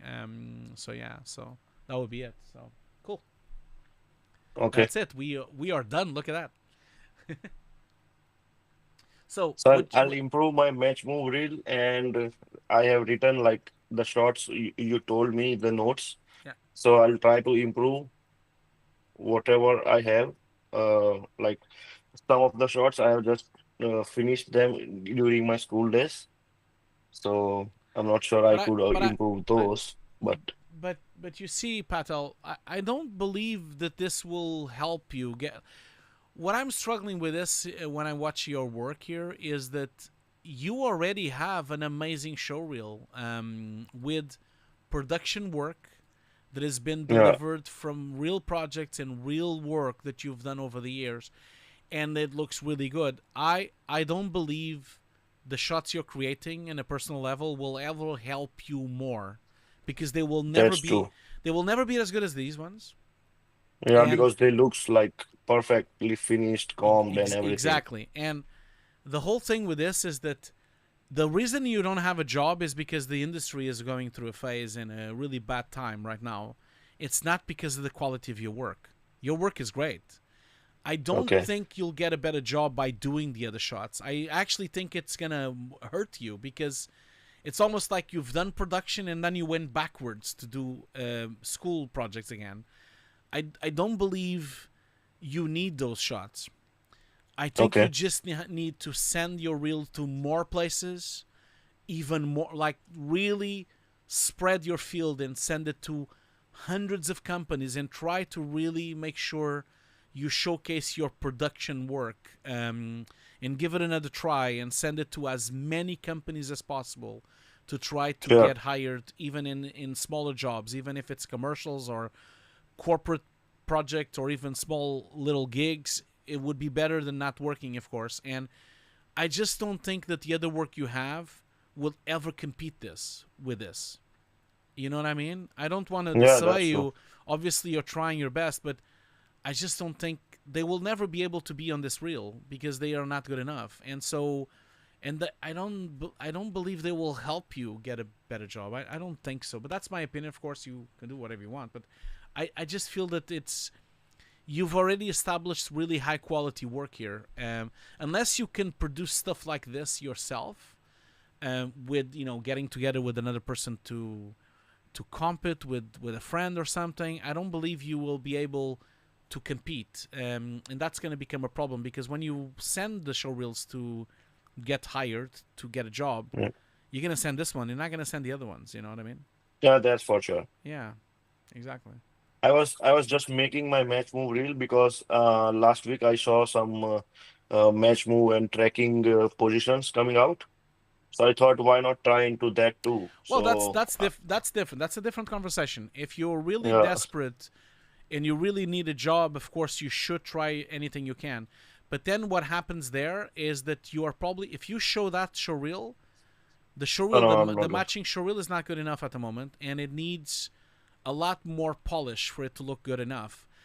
And because if as it stands, you'll never get a job with that. And even if you polish it a bit more, you'll definitely get a junior position. That's it. You'll never get this showreel of production you have here will never help you to get a matchmo job, because it's a different Yeah, it's a different it's team. a different team. So then I guess I will rephrase what I will say. I think you could continue doing them, but then have your expectations, because you will be brought in as a junior. There is no way around it. And if you get a job as an effects artist, I don't believe you'll be completely a junior. I think you would already be one step into mid-level already, because you're Yeah, already that's kind true. of, So, but hey, hard times have hard solutions. So if you can do the 3 showreels, do them, but just try to polish them a bit more, Sure. Yeah, that's it. Thank you so much, Hugo, for your time. And Not a problem, I'll not a try to problem, do some more work. not a problem. Maybe come up with a new match move reel. Yeah. You're always Mm, welcome, and so if you want to come over here and show your work again, you're more than Sure. welcome. Wish you all the best. And if I had a job that required effects, I would hire you. I don't at the moment. I don't really have a Yeah. project right now. I have a lot of leads and a lot of projects that maybe will happen, and I have a lot of quotes out there, but I don't know. I'm not entirely sure what's going on with them as well. I Yeah. think we're all in the same boat, and most of us Yeah. are kind of like trying to get to see what's happening right now. So, yeah. Yeah, so right now I'm also working on crowds because I haven't explored the crowds in FX. Yeah. So I'm getting there too. Cool, man. Excellent. Well, if you don't have anything else that you want to talk about, let's keep it like this, and you're always welcome, and thank you so much for coming to the show. Thank you so much. I'll see you later. Bye. Yeah, bye. Okay, cool. Well, that's it. I would like to thank our 2 showreels that we've talked about today. But I have a quick question here from Danchi 3D. While we do the question, I'm just going to put the giveaway again on the screen. And again, I can't emphasize enough how much sorry I am to BenQ for forgetting to mention them. I want to mention this again. This is sponsored by BenQ, this stream. It's sponsored by BenQ. I just want to keep saying that. I feel so bad that I didn't mention them on the beginning. But hey, at least when I mentioned them, there were more people watching. So maybe that would work out for them anyway. Because I think at the time when I started, we had like 20 people. And then when I mentioned it, there was like 40 people watching. So at least, it was a bit better. While people go into the giveaway, which I'm going to put on the screen. Where is it? Because we're going to wrap up soon. The giveaway is here, so I'll put it on the screen. Yeah. So that's the QR code. While we're doing that, I'm going to answer 2 questions. So Nancy3D asks, any news on the compositing challenge? So, compositing challenge, I'm having a hard time convincing my sponsors to do it. So bear with me. I'm trying my best. I'm trying to get BenQ on board. I'm trying to get Foundry on board. I'll try my best.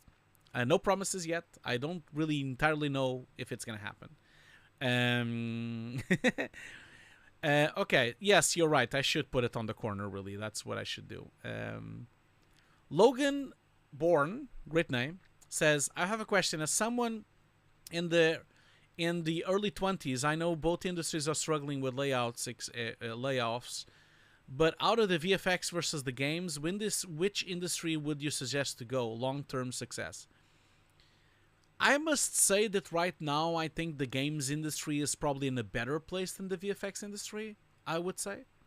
So, as someone that jumps from one to the other, I think maybe the games industry is a good solution right now. Maybe give it a go. See if you like it as well. Maybe you don't like it. It kind of depends really what you wanted to, what you're trying to achieve, So yeah, I think that would be what I would say. While I'm waiting for people to join the giveaway, I just wanted to shout out again, and now I'm doing this every week, every time we do a stream. Really wanted to thank my Patreons. Without my Patreons and BenQ as well, of course, I could not do this show. So every month I've had all my Patreons always supporting the show. They've been with me for years and years and years. I can't thank them enough for actually going into Hugo's Desk's Patreon and supporting the show, giving a couple of dollars per month. Thank you so much for supporting my streams. Thank you so much for supporting the entire show. I'm not going to read all of your names, but you can see them on the screen.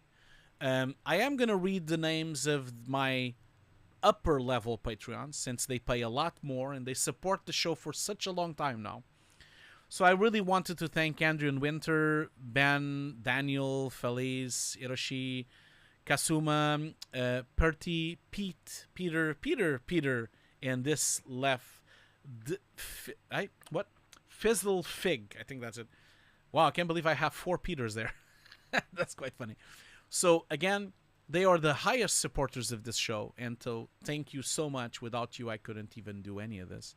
And then while we're gonna do the giveaway, I'll leave my other Patreons, which are my entire list of Patreons. This is the Patreons and the members on YouTube. So you can either become a Patreon or you can become a member if you want to support the show, if you like these streams, and if you have a couple of bucks to spare. All of it goes to the running of the show. So let's do the giveaway. That's the last thing we need to do before we go. Don't forget that we will be back in 2 weeks from now. So basically, we are going to be back on the 12th of June, and then the 26th of June, and then the 10th of July. So we have 3 more sessions. You can book on the links on the chat. The links that you can find on the appointments, so which are on both. I'll put them here on the screen, so I'll put them on the chat, so you can book your appointment either here or you can book your appointment either there. I put them on both chats now, for you to do that. So if you want to be next. Okay, so let's do the giveaway and see what's happening on the giveaway here. How many people do we have on the giveaway today? Let's see here. Okay, cool. We have 50 people. Look at that. 50 people have joined the giveaway. Let's run the winners and see who wins. Everyone is a winner, of course. Okay, so hopefully they're here. Hopefully they are. So the winner of the Nuke course is... Just going to delete the email, of course, because I don't want people to see the email.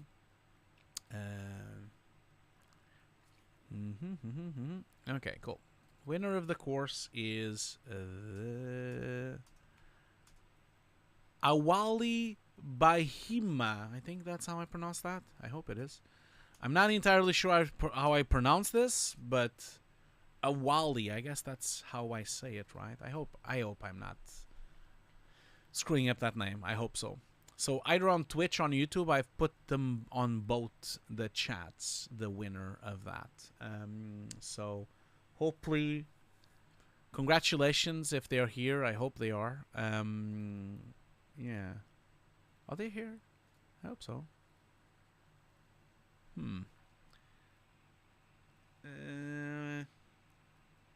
Hopefully they are. Everyone is saying congratulations, but I'm not entirely sure if they're here.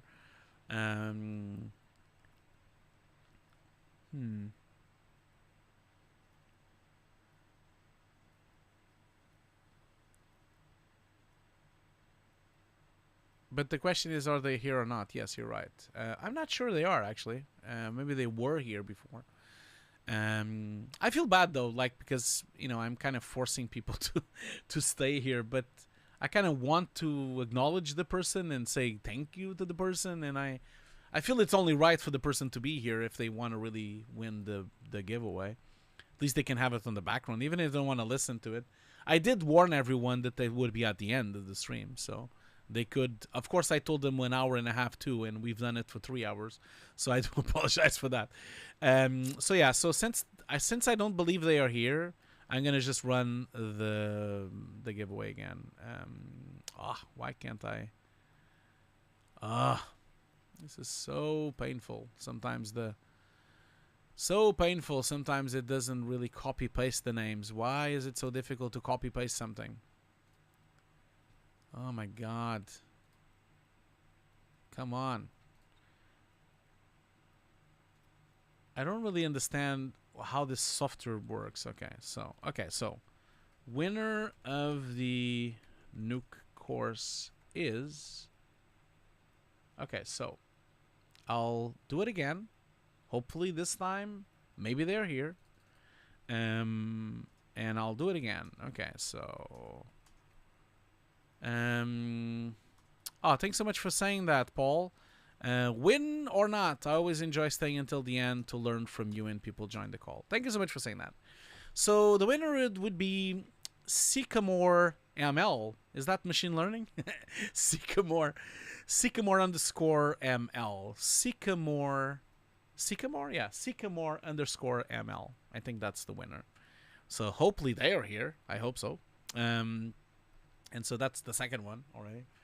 Hopefully they're here, and if they're not, we will have to run this thing again. Let's see here. Are they here? This used to happen a lot. I don't know if you guys remember when I was doing Twitch streams. Sometimes I would have to do 5, 6, 7 giveaways until I finally got people coming in to the giveaway. So yeah. I don't think they are here either. Oh my god, we're gonna be... It's one of those. Okay. Sycamore machine learning. It's one of those. It's one of those times where people are not here. Okay, so I'll run again and do another one because, hey, I have all day, right? That's what I do here now. That's my life now. It's to just run this. Okay, so once more, the Nuke course winner is... I don't understand. People can't be here, then don't sign up to the giveaway. Why are they signing up to the giveaway? Maybe they're here. I think they are because I see them on Twitch. Yeah, that's right. Gargle likes 1. Yes, that is right. It's you. So at least someone is here. Congratulations, my friend. You've won the Nuke course. In case I don't know your name, of course, because I surely your name is not Gargula X official, but if you are my student already, then I will give you my workshops. If you already have both of them, I'll give you my compositing class. So, but congratulations for winning the course. Congratulations, very well done. So yeah, that's it. We'll be back maybe next week. Maybe I'm considering doing the radio show. Maybe I had a really good idea. Someone suggested to me to do a radio show about photography and which cameras people should buy. That's a suggestion that I got, which was really nice. Maybe I'll think about that. But definitely the showreels will be back in 2 weeks. So, and then 2 weeks after that, and then 2 weeks after that. So the date's already set to everyone. So congratulations and thank you so much for everyone. I mean, this was great. We had a total of 422 people on YouTube. 422 people, and we had 90 people on Twitch. So we had a total of 550 people watching on the stream today. Thank you so much. Thanks so much to BenQ for sponsoring the show. And thank you so much for everyone being so nice on the chat. I'll see you all later. Have a great time. Have a great day. I'll see you all later. Goodbye, everyone. Have a nice day.